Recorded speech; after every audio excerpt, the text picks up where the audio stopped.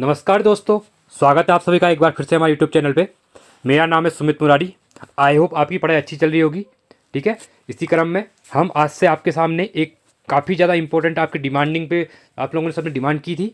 ठीक है, जिसके ऊपर से हम जो आप सबको पता है उत्तराखंड जो आबकारी परिवर्तन सिपाही का जो पेपर होने वाला है वो मार्च के लास्ट वीक में जहाँ तक है हो जाएगा। ठीक है, इतना जितना जो आयोग के द्वारा जो बोला गया था पहले कि इसकी जो डेट दी हुई थी वो मार्च में दी हुई थी। ठीक है, तो उसी के अकॉर्डिंग आज से हम अपनी जो आबकारी के टेस्ट सीरीज शुरू कर रहे हैं, जिसमें 100 क्वेश्चन रहेंगे पूरे पैटर्न वाइज। 20 क्वेश्चन हिंदी के, 40 क्वेश्चन उत्तराखंड के और 40 क्वेश्चन मतलब 30 क्वेश्चन जीएस के और 10 क्वेश्चन जो रहेंगे हमारे वो रीजनिंग करेंगे। ठीक है, ऐसे ही हम 20 से 30 से जब तक एग्जाम नहीं होता है डेली एक प्रैक्टिस सेट करेंगे। और आप क्या करिए, एक पेज पे 1 से 100 तक गिनती लिख लीजिए, उसमें आप देखिए कि आपका स्कोर कितना बन रहा है। ठीक है, स्कोर जब मैं यहाँ पे पूरा एक्सप्लेन करूँगा डिटेल में, हम जितने 4 ऑप्शन होंगे उनको भी डिटेल में चेक करेंगे और बट अपना आंसर आप देखिए आपके कितने क्वेश्चन बन रहे हैं। ठीक है, चलो इसको शुरू करते हैं। और साथ ही उत्तराखंड के और विंसरियर बुक की जो लोकोक्तियाँ वगैरह है उसके हमारे पार्ट आ चुके हैं, आप प्लेलिस्ट में जाकर उनको देख सकते हैं।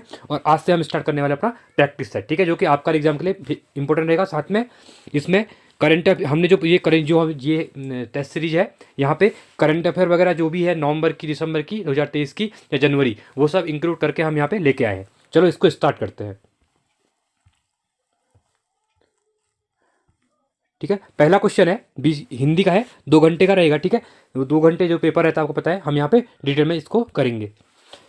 पहले हम हिंदी का देखते हुए इस क्वेश्चन। ठीक है, पहला क्वेश्चन है सही वर्तनी का चयन है। ठीक है, वर्तनी का क्वेश्चन है अंतरराष्ट्रीय, अंतर्राष्ट्रीय, अंतर्राष्ट्रीय या अंतरराष्ट्रीय। ठीक है, इसमें कौन सा वर्तनी के अकॉर्डिंग कौन सा इसमें सही रहेगा, तो ये रहेगा आपका कौन सा रहेगा, अंतरराष्ट्रीय। ठीक है, ये बन जाएगा सही आंसर।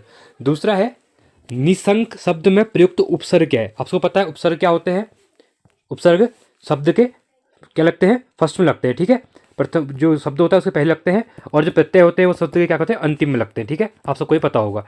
अब यहाँ पे बोला गया है कि निस, ठीक है, हलंत की मात्रा है यहाँ पे निस, तो इसमें प्रयुक्त उपसर्ग कौन सा है, निस है, नीर है या फिर नी है। ठीक है, तो इसमें जो रहेगा वो क्या रहता है, अगर हलंत के साथ होगा तो इसको निस कहते हैं, तो इसका आंसर क्या होगा, ए हो जाएगा। ठीक है, अब यहाँ पे देखते हैं निस का मतलब क्या होता है, वो देख लेते हैं हम।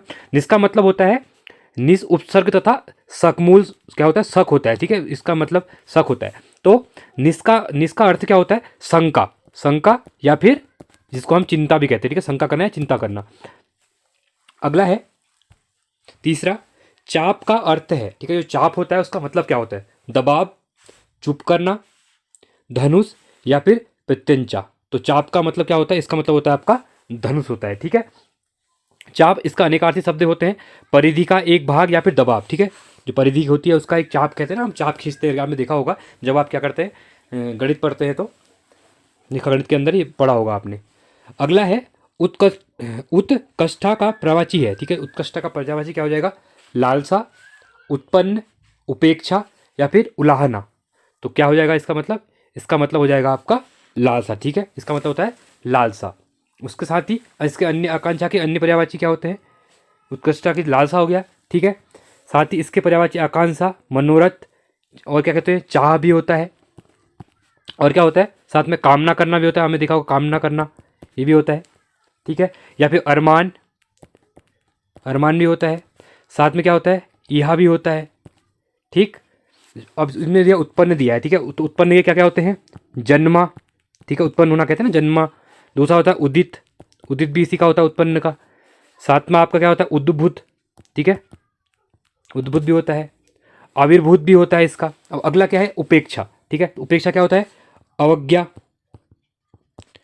अवज्ञा के बाद आपका क्या रहेगा, तिरस्कार, तिरस्कार भी रहता है, तिरस्कार कहते हैं। ठीक है, तिरस्कार रहता है।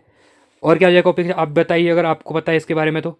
ठीक है, अनादर भी होता है, उपेक्षा का अनादर करना, अनादर। ठीक है, या फिर अवमानना। अगला क्या है, उलाहना। उलाहना का क्या हो जाएगा आपका,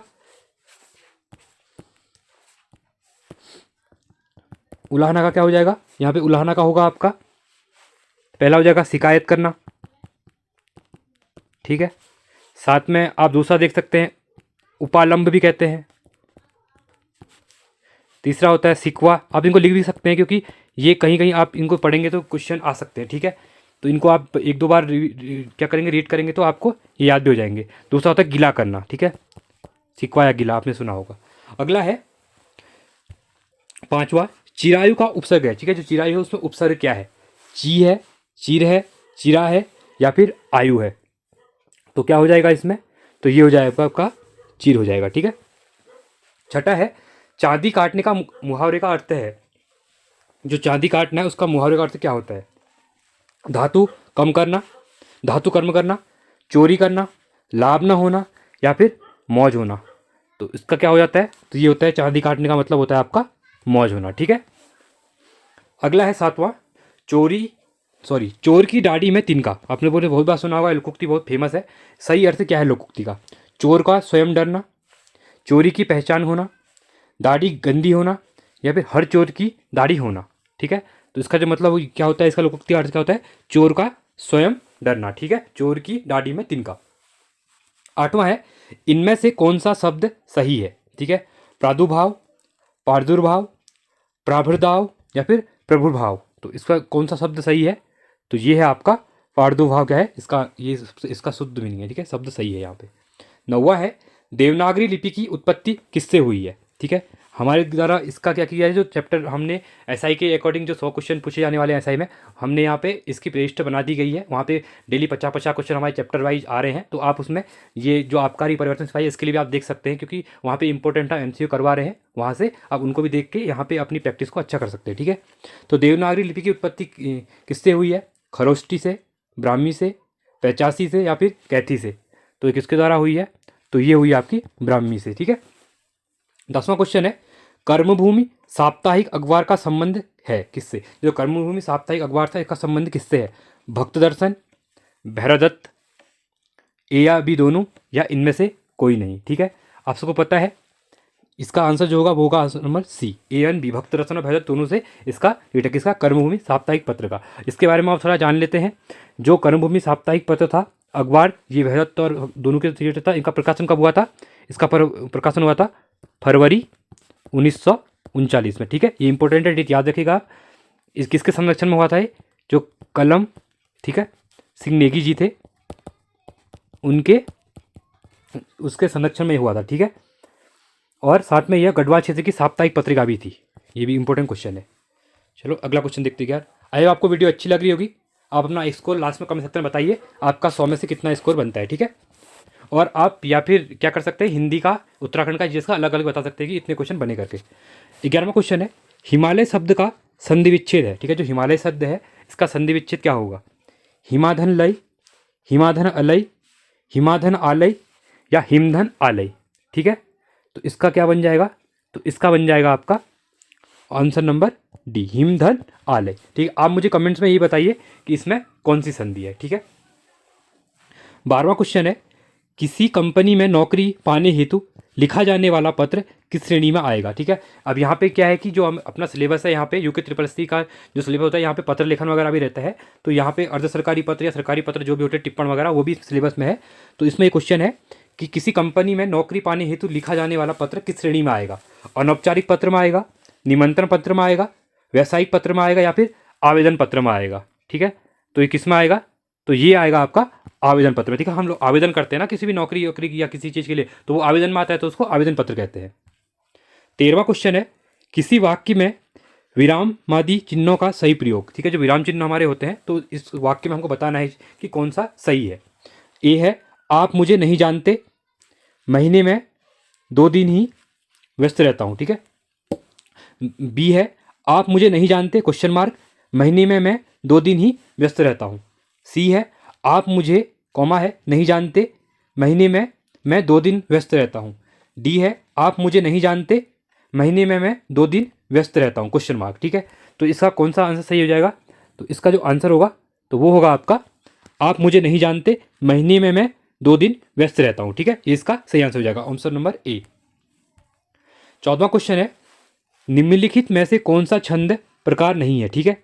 चौपाई, दोहा, सोरठा या फिर दृष्टावट, दृष्टांत, ठीक है। तो कौन सा हो जाएगा इसमें, तो ये हो जाएगा आपका आंसर नंबर डी, ठीक है। जो दृष्टांत है वो क्या है, छंद का प्रकार नहीं है। अब वाक्य में जो इसमें दिखा गया कि वाक्य प्रयुक्त वर्णों का जो क्रम दिया हुआ है ना, मात्र गणना, यति गति आदि नियम जो होते हैं, तो इसमें नियोजित काव्य खंड छंद कहलाता है। आप सबको पता होगा जो भी वाक्य में क्या होता है, मात्र गणना, यति गति या आदि कुछ नियम नियोजित रचना होती है, उसको क्या कहते हैं, छंद कहते हैं। ठीक है, अगला है 15वां, हिंदी की 5 उपभाषाओं के अंतर्गत कितनी बोलियां शामिल हैं। जो हिंदी की 5 उपभाषाएं हैं, इनके अंतर्गत कितनी बोलियां शामिल हैं, 12, 18, 22 या फिर 28। तो कितनी भाषाएं यहाँ पे हैं, तो ये हैं आपकी 18 भाषाएं। ठीक है, हिंदी के 5 उपभाषाओं के अंदर ये टोटल आपकी 12 बोलियां शामिल, 18 बोलियां शामिल हैं। 16वां क्वेश्चन है, मुझसे चला नहीं जाता वाक्य किस वाच्य का उदाहरण है। ठीक है, इसमें है जो मुझसे चला नहीं जाता वाक्य की वाच्य रचना, इसमें उदाहरण कौन सा है, कृतवाच्य है, कर्मवाच्य है, भाववाच्य है या उपरोक्त में से कोई नहीं। ठीक है, तो इसमें मुझसे चला नहीं जाता, ठीक है, इसमें किसकी बात हो रही है यहाँ पे, तो आप देख सकते हैं इसमें जो बात हो रही है ये हो रही है आपकी भाववाच्य के बारे में। ठीक है, किसकी बात हो रही है, भाववाच्य, क्योंकि इसमें भाव पैदा हो रहा है ना कि मुझसे चला नहीं जाता, इसमें भाव जो पैदा हो रहा है, तो इसलिए ये क्या है, एक उसका उदाहरण है। ठीक है, जिसमें भाव को प्रधानता का बोध होता है। ठीक है, जिसमें इसमें क्या हो रहा है, भाव पैदा हो रहा है ना, प्रधानता किसकी आ रही है, भाव की आ रही है, तो इसका जो होगा क्या हो जाएगा, भाववाच्य होता है। ठीक है, जिसमें भाव पैदा होते हैं।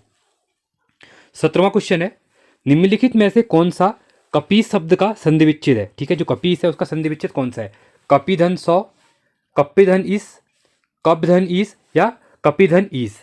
तो कौन सा हो जाएगा, तो ये हो जाएगा आपका आंसर नंबर डी। ठीक है, कपिधन ईस। ठीक है, इसको क्या बोलते हैं, कपीस बोलते हैं। ठीक है, ये हो जाएगा यहाँ पे। अब यहाँ पे ये देख लेते हैं, कपीस जो संधि विच्छेद है। ठीक है, इसमें ई या बड़ी ई की जो छोटी या बड़ी या के पश्चात क्या है, ई या ई का स्वर आए, अगर बड़ी ई या छोटी के बाद ई का स्वर आता है ना, तो दोनों मिलाकर दीर्घ स्वर हो जाते हैं। ठीक है, आपने देखा होगा यहाँ पे ई, इसमें भी ई का आ रहा है और यहाँ भी ई है, बड़ी ई छोटी, तो यहाँ पे क्या हो रहा है आपका देख सकते हैं, यहाँ पे क्या है, दीर्घ स्वर आ रहा है। ठीक है, तो ये क्या हो जाएगा हमारा, दीर्घ स्वर हो जाएगा, मतलब दीर्घ हो गए तो क्या हो जाएगी, दीर्घ संधि हो जाएगी। ठीक है, ये काफ़ी इंपॉर्टेंट है, याद रखना आप, ई और ई का जहाँ पे क्या हो रहा है, मिलाप हो रहा है।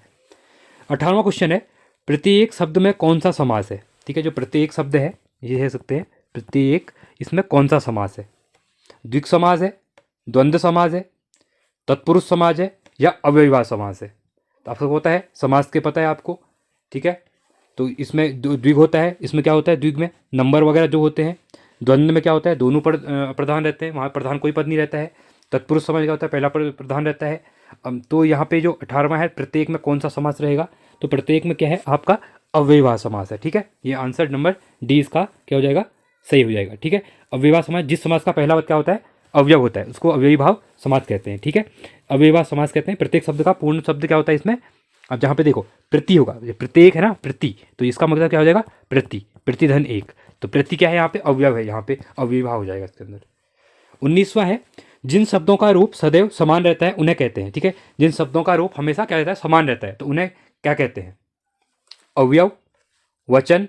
जब तक मैं एक आंसर क्वेश्चन को पढ़ रहा हूँ तब तक मैं आप अपना आंसर लगा लीजिए कि कौन सा हो, जब तक मैं आंसर टिक नहीं करता हूँ। ठीक है, क्रिया, क्योंकि टेस्ट सीरीज देने का मतलब ही ये होता है कि आप एक पेपर के तरीके से आप बैठिए, प्रॉपर वीडियो चालू कीजिए और साथ में आप पेन रखिए और 100 तक गिनती लिखिए वहाँ पे और देखिए कि आपका कितने आंसर हो रहे हैं। टेस्ट सीरीज का मतलब यही होता है कि आप कितना स्कोर पढ़ पा रहे हैं, आपकी जो प्रैक्टिस की जो प्रिपरेशन चल रही है वो किस लेवल पे पहुंची है। तो इसका अपने आप को एक क्या कहते हैं, जानने का, अपने आप को क्या कहते हैं, सेल्फ एनालिसिस करने का एक बेस्ट तरीका होता है कि टेस्ट सीरीज को दिए। हम डेली आपके लिए एक टेस्ट सीरीज लेके आएंगे, आप इससे 100 क्वेश्चन डेली प्रैक्टिस करिए 1-1.5 घंटा बैठ के, जितना वीडियो लंबा होता है, और साथ में अपना स्कोर देखिए। इससे क्या होगा, आपको एक अलग कॉन्फिडेंस आएगा। और जब तक एग्जाम होगा, अभी आपके पास पूरा 1 महीना बाकी है, मान के चलिए, अभी नोटिफिकेशन नहीं आया है सरकार के द्वारा, आयोग के द्वारा कोई भी, तो तब तक आपकी जो प्रिपरेशन होगी वो अच्छी हो जाएगी। और 30 से 35 डेली हम 100 क्वेश्चन भी करेंगे, तो आपके क्या होंगे, अगर 30 क्वेश्चन भी करते हैं तो आपके 3000 क्वेश्चन यहाँ पे क्या हो जाएंगे, रेडी हो जाएंगे। ठीक है, और 3000 क्वेश्चन में से 100 क्वेश्चन आने के चांसेस बहुत रहेंगे आपके।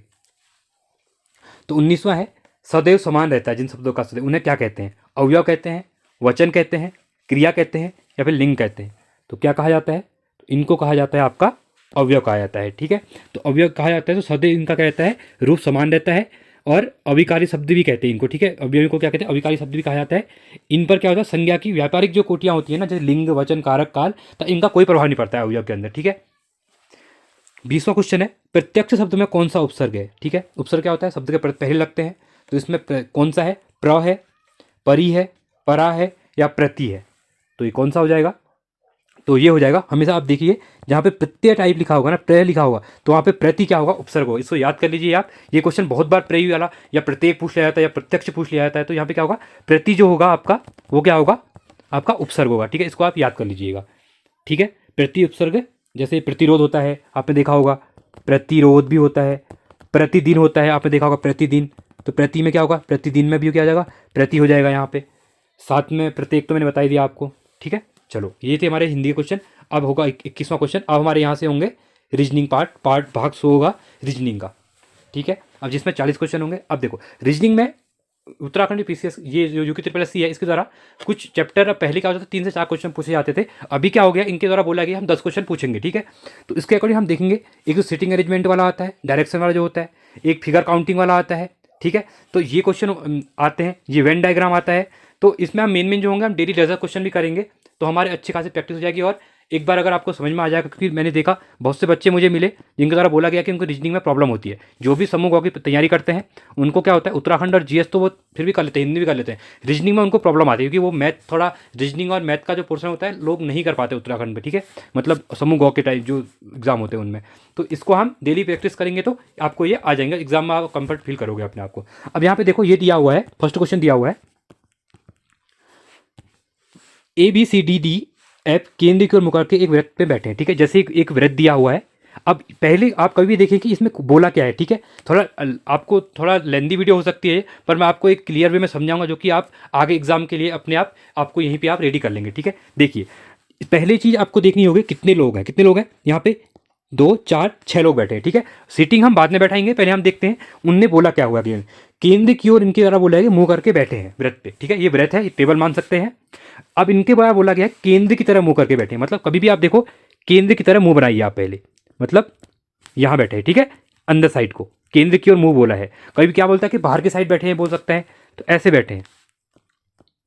ठीक है, आप देख सकते हैं ये 6 सीटें हो गई, 1 2 3 4। अब उसके बाद क्या बोला गया है, आगे देखिए, कभी भी क्वेश्चन को शुरू कीजिए, जो डेटा दिया हुआ है उसी डेटा के अकॉर्डिंग हम चलते रहेंगे। जो डेटा नहीं दिया होगा उसको हम स्किप करेंगे, उसको बाद में करेंगे। ठीक है, पहले इसने बोला है 6 लोग बैठे हैं। ठीक है, अब पहला बोला है इनकी तरह FA के दूसरे बाएं ओर बैठा है। अब यहाँ पे देखिए, बाई चांस ये कभी भी आप शुरू करेंगे तो पहले जो बोला है, जैसे ए बोला है, ठीक है, पोजीशन कभी भी नीचे से यहीं से रखिए आप। ठीक है, अब यहाँ पे क्या बोला गया, इसकी तरह ए बैठा हुआ है। ठीक है, इसको हम थोड़ा क्लियर बना देते हैं अब, जो कि आपको सहूलियत होगी। यहाँ पे ये था, देखो यहाँ पे केंद्र के मुंह कर बैठे हैं। ठीक है, अब ए हम यहाँ बैठाएंगे। ठीक है, दूसरा यहाँ पे था, तीसरा यहाँ पे, चौथा यहाँ पे, पांचवा यहाँ पे, छठा यहाँ पे, 6 लोग बैठे थे। कभी कभी 8 वाला ही पूछता है तो आप इसके अकॉर्डिंग 8 बना देंगे। ठीक है, अब ए बोला है एफ के दूसरे बाईं ओर है, मतलब ए के बाईं ओर एफ है, मतलब ए का जो ये क्या हो जाएगा, दायां हो जाएगा, ये ए का बायां हो जाएगा, क्योंकि हम ऐसे बैठे हैं ना, यहाँ को मुँह करके बैठे हैं, इधर को सेंटर को। अब यहाँ पे ए के क्या बोला है, दूसरे बाएं ओर बैठे हैं, दूसरे मतलब पहला ए का, दूसरा ए मतलब एफ यहाँ पे बैठा है। ये इंपॉर्टेंट है, पहला अगर आपने बना लिया तो अब पूरा आसान हो जाएगा। एफ बाएं बैठा है। ठीक है, उसके बाद बोला है बी ए के दूसरे दाएं ओर बैठा है।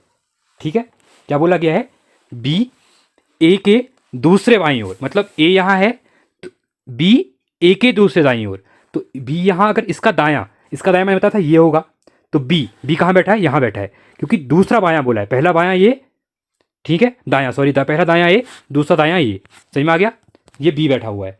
अब बोला है आगे ए डी का बायां पड़ोसी है, ए किसका है, डी का बायां पड़ोसी है। ठीक है, मतलब क्या बोला है, बायां पड़ोसी है।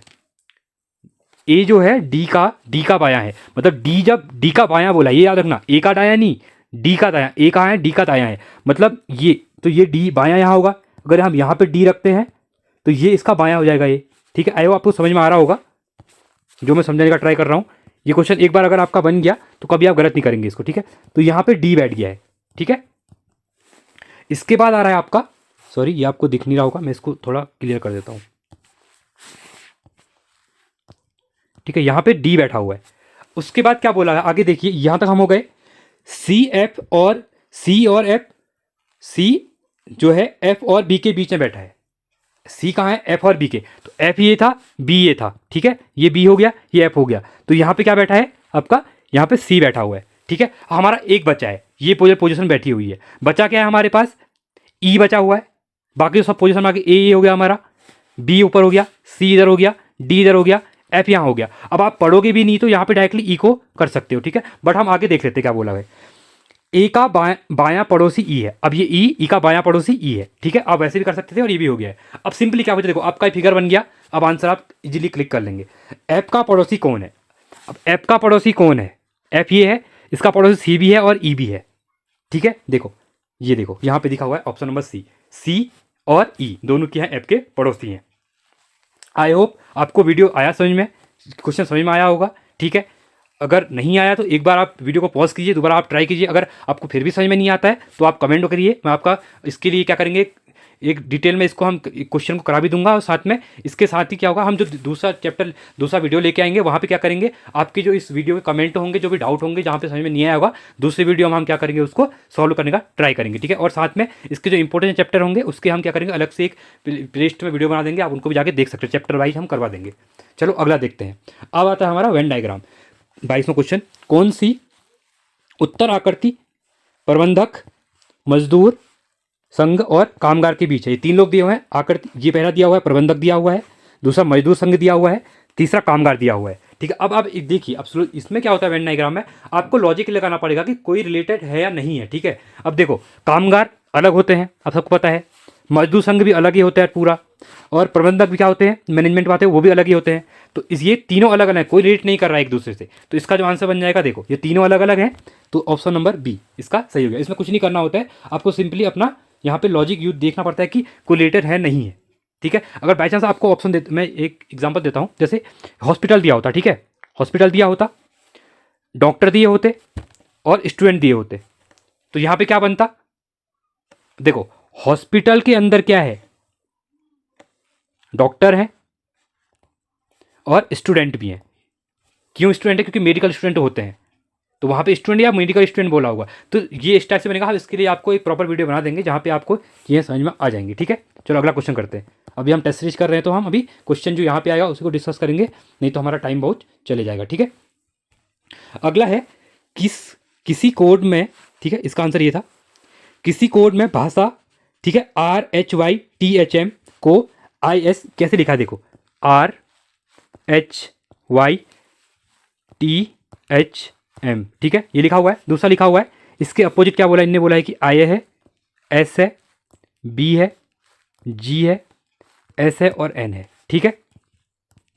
अब देखिए यहाँ पे आपको देखना है, आपको पहले इनकी पोजीशन याद करनी पड़ेगी। आप सबको पता है A से जब Z तक जाते हैं, ठीक है, तो कितने होते हैं, एक A B C D, आप सबको पता होगा, ये E F G H, तो A की पोजीशन 1 होती है, B की 2 होती है, Z की क्या होती है 26 होती है। आई होप इतना आपको पता होगा, ठीक है। अब देखना है कि हमारी जो R की पोजीशन है, ठीक है, तो वो कितनी होती है। अगर आप देखते हैं R की पोजीशन, तो R की पोजीशन कितनी होती है आपकी, ये होती है 18, ठीक है। आप इसको एक बार देख लेकर, याद नहीं है तो आप कभी भी जब एग्जाम शुरू करते हैं, एग्जाम शुरू होते हैं आप इसको लिख लीजिए, ठीक है, याद नहीं होता है, क्योंकि ये आपका क्वेश्चन को आसान कर देगा। उसका H होता है 8, Y कितना होता है 25, T होता है 20, H कितना होता है, H होता है आपका 8 और M क्या होता है 13 होता है, ठीक है। अब इसके विपरीत बोला है, ठीक है। अब देखो, अब इस देखा होगा आपको, याद करके बताता हूँ। देखो इसका जो I है, R है, इसका अपोजिट होता है, मतलब इंडियन रेलवे, ऐसे याद रखते हैं, इंडियन रेलवे। तो I का पोजीशन क्या होता है आपका 9 होता है, ठीक है। S का अपोजिट क्या होता है, H होता है, मतलब इसने क्या दिया है, ये अपोजिट दिए हुए हैं, ठीक है। तो जैसे ये अपोजिट दिए हुए हैं तो आपको इसका भी अपोजिट देखना पड़ेगा यहाँ पे, ठीक है। आई होप आपको समझ में आ रहा हो, क्या कह रहा हूँ मैं। अब देखिए B का अपोजिट Y होता है, आपको पता है। T का अपोजिट D होता है ग्रांड ट्रंक, यहाँ पे बॉय से याद कर सकते हो आप, ठीक है। अब यहाँ पे H क्या होगा, H का हो जाता है आपका S हो जाता है, आपके यहाँ पे देखा होगा, अभी आगे देखा था। और M का क्या हो जाता है, N हो जाता है, आपको सबको पता है, ठीक है। 14 होता है और उसका 13 होता है M का। अब इसका सेम जैसे यहाँ पे जो लॉजिक बन गया, आपको सेम यहाँ पे वही लॉजिक लगाना है, ठीक है। देखिए अब यहाँ पे DRUM लिखा है, तो D का अपोजिट क्या हो जाएगा, आप मुझे बताइए D का अपोजिट क्या हो जाएगा। यहाँ पे D का अपोजिट क्या होगा, D आता है चौथे पे, ठीक है, D आता है चौथे पे, तो इसका अपोजिट क्या बन जाएगा आपका, क्या बनेगा, Z से पहले Y होता है, WXYZ, तो ये क्या हो जाएगा, D का W बन जाएगा। तो W कहाँ पे है, सब ऑप्शन में है, ठीक है, तो अभी कोई एलिमिनेट हुआ नहीं। उसके बाद R है, अभी मैंने बताया था आपको, इंडियन रेलवे बताया था ना, याद करने का, ठीक, इंडियन रेलवे, तो इंडियन रेलवे I, तो R का I, तो I कहाँ पे है, यहाँ पे तो है नहीं, गलत, यहाँ पर भी नहीं गलत। अब मतलब इन दोनों में से हमारा आंसर है, तो ये आई दोनों में है। अब उसके बाद है यू, तो यू का अपोजिट क्या बताया था मैंने, यू का अपोजिट क्या होता है, यू का अपोजिट है आपका एफ, क्या होता है, एफ होता है। तो एफ कहाँ पे बन रहा है, तो ये बन रहा है इसमें, तो ये आपका सही हो जाएगा। आप लास्ट में मिला सकते हैं। अगला है आपका एम, तो एम का मैंने अभी देखा था, ऊपर भी दिया हुआ है, देखो एम का अपोजिट क्या दिया हुआ है इनकी तरह, एन दिया हुआ है, आप यहाँ से देख सकते हैं। तो एम का अपोजिट एन, तो एम इसी में है, ठीक है, तो ये आपका सही हो जाएगा। ठीक है, आपको ये टेबल याद, ये क्वेश्चन हमेशा बनता है एग्जाम में, ये दिया होता है सर, एक सीरीज टाइप दी होती है, इसमें हमको पेयर बनाने पड़ते हैं, या 2 का पेयर भी बन सकता है, 3 का भी, 4 का भी, 5 का भी, 6 का भी, ठीक है, वो आप क्वेश्चन के अकॉर्डिंग ही देखेंगे। देखो यहाँ पे टोटल पहले क्या करना है, इनको इनके टोटल कितने इनको गिनना है, ठीक है, कितने, 1 2 3 4 5 6 7 8 9 10 11 12, ठीक है, जो ब्लैंक है उनको भी गिनना है, टोटल कितने 12 हुए। अब हम यहाँ पे देखते हैं क्या पेयर बन रहा है। अगर हम इसको 3 4 का पेयर बनाते हैं, ठीक है, बी ए बी, ये क्या हो जाएगा यहाँ पे, ये हो जाएगा बी डॉट बी डॉट, ठीक है, तो ये वाला बन गया, तो टोटल 3 पेयर बन गए। अब देखो पहले में क्या बना हमारा, बी लिखा है, फिर ए लिखा है, फिर बी लिखा है, तो यहाँ पे क्या बनेगा, देखो लास्ट वाले में बी बी बन रहा है ना, और यहाँ पे क्या हो जाएगा, बी बनाएगा, ठीक है, बी हो गया, पहले बी बन गया हमारा। दूसरा है बी है यहाँ पे, फिर ब्लैंक है, फिर बी है, फिर ब्लैंक है, ठीक है। देखो पहला क्या बना, बी ए बी, बी बन गया, फिर दूसरे में बी है, फिर दूसरे में क्या आएगा, ए आएगा, फिर बी है, फिर क्या आ जाएगा हमारा, फिर आ जाएगा हमारे यहाँ पे बी आएगा, ठीक है, फिर लास्ट है हमारा, देखो लास्ट में बी भी आना चाहिए, ठीक है, देखो यहाँ पे बी आया, बी भी आ गया, यहाँ पे ए, यहाँ पे बी आ गया, अब यहाँ पे दूसरा वाला बचा हुआ है, ठीक है, मैं आपको यहाँ पे लिख के बताता हूँ, आपको समझ में नहीं आ रहा होगा। देखो दोबारा देखो, देखो क्या था क्वेश्चन, देखो हमारा ये था, ठीक है, बी था, ए दिया हुआ था, फिर बी था, फिर ब्लैंक था, ठीक है, उसके बाद फिर बी था, फिर ब्लैंक दिया हुआ था, ठीक है, ये बी था, फिर ब्लैंक दिया हुआ था, फिर साथ में फिर ब्लैंक था, फिर ब्लैंक था, फिर ए था, फिर बी था, टोटल कितने हुए, 1 2 3 4 5 6 7 8 9 10 11 12, 12 हो गए, ठीक है, ये ए है, ठीक है। अब देखो हमने इसको 4 4 में डिवाइड किया था, 1 2 3 4, 1 2 3 4, ठीक है, यहाँ पे 4 हो जाएगा। अब देखो यहाँ पे बी बन रहा है, लास्ट में बी बी बन रहा है, यहाँ पे बी ए बी, तो यहाँ बी बनेगा, ठीक है, पहला बी बन गया, उसके बाद क्या था हमारा, बी था, ठीक है, बी था, ठीक है, यहाँ पे फिर यहाँ पे ये बी भी बन गया था, बी था, फिर यहाँ पे क्या आ जाएगा, ए आ जाएगा हमारा, यहाँ पे क्या आएगा, ए आएगा, फिर आगे फिर से ब्लैंक था हमारा, फिर हमारा क्या बनेगा, लास्ट में बी बन रहा था, ठीक है, तो ये बी हो गया, तो क्या बनेगा, बी ए बी, और लास्ट वाले में क्या बना था यहाँ पे बी, ठीक है, क्योंकि ये हमारा बी ए लास्ट में बी बन रहा है, तो बी ए बी बी कहीं पे है, बी ए बी बी, ये ऑप्शन नंबर ए में क्या है, बी ए बी बी, ये बन जाएगा, ठीक है। अब आपको समझ में आया होगा, नहीं आया तो हम साथ में एक रीजनिंग के जब क्वेश्चन करेंगे साथ में बता देंगे, और ऐसे टेस्ट सीरीज में हम बताते रहेंगे। अगला है, ठीक है, इसका जो आंसर रहेगा ये रहेगा। अब अगला दिया हुआ है 25वां, निम्न प्रत्येक प्रश्न में संबंधित अक्षरों संख्याओं को दिए गए विकल्पों में चुनिए, ठीक है। अब देखो सिंपली यहाँ पे क्या दिया हुआ है, ए जेड बी वाई दिया हुआ है, ठीक है। अब ए की पोजीशन मैंने बताया था 1, जेड की 26, बी की 2, वाई की कितनी होती है हमारी, वाई की होती है 25, मतलब यहाँ पे क्या किया इनके द्वारा, ये दिया हुआ। अब देखो जो ये जो ए जेड बी वाई जो दिया है, इससे क्या बन रहा है हमारा, डी डब्ल्यू ई वी। अब यहाँ से सोचना पड़ेगा, ठीक है, ये कैसे बना, इसी के अकॉर्डिंग हमके इसके अकॉर्डिंग यहाँ पे बनेगा, ठीक है। देखो ए का कितना है 26, ए का 1, बी जेड का 26, बी का 2, वाई का 25, डी का क्या होता है 4 होता है, तो यहाँ पे प्लस कितना आ रहा है 3 किया है। देखो ये लॉजिक देखते हैं हम सही बैठे नहीं बैठ रहा है। अगला है जेड, जेड का कितना 26, डब्ल्यू का कितना होता है, डब्ल्यू का बताइए, डब्ल्यू का होता है 23, मतलब यहाँ पे -3 कर रखा है, मतलब +3 -3। आगे देखते हैं हम सेम, बी का कितना होता है 2 होता है, ई का कितना होता है 5 होता है, मतलब +3। समझ में आया, देखो बी सी डी और ई +3 हुआ था ना, समझ में आया। देखो अब उसके बाद अगला है वाई, वाई वाई का कितना होता है, यहाँ पे वाई का 25 होता है, 25, और यहाँ वी वी का कितना होता है 22 होता है, मतलब -3, मतलब यहाँ पे क्या लॉजिक लग रहा है, +3 -3 +3 -3, ठीक है। इसी वे पे हम आप देखते हैं अपना जो एच, ठीक है, HSIR दिया हुआ है, ठीक है। अब देखो एच की पोजीशन क्या होती है, आप इसको लिख लीजिएगा, याद हो जाएगा आपको। एच की पोजीशन होती है आपकी 8, एस की होती है 19, ठीक है, उसके आई की होती है 9, आर की होती है 18। अब 8 में +3 करो, क्योंकि पहले +3 वाला बना था। एच के बाद +3 करेंगे तो क्या आएगा, करिए +3 करिए। ए बी सी डी ऐसे पढ़ेंगे तो ABCDEFGHIJK +3 हुआ तो क्या आ जाएगा यहाँ पे, के आ जाएगा। ठीक है, आई होप समझ में आ रहा है आपको। के आ गया, +3 किया हमने, सॉरी +3 किया तो यहाँ पे हमारा के आ गया। अब यहाँ पे दिया है एस दिया है, ठीक है। एस के बाद हम इसमें क्या करेंगे, -3 करेंगे एस से, ठीक है। 19 ऐसे भी जो 19 से -3 कर देंगे तो क्या आता है उसके बाद 16। 16 पे क्या आता है, पी आता है। आई +3 करेंगे, आई में +3 करेंगे 12। 12 पे क्या होता है, एल होता है, ठीक है। अब 18 है आर, इससे -3 करेंगे तो 15। 15 में क्या होता है, ओ होता है। तो क्या बन गया हमारा KPLO। तो KPLO कहीं पे है यहाँ पे, तो KPL नहीं है तो ये गलत हो जाएगा, ये तो वैसे ही गलत हो गया। KPLO, ठीक है। आंसर नंबर सी सही हो जाएगा हमारा, ठीक है। आई होप आपको समझ में आ रहा होगा।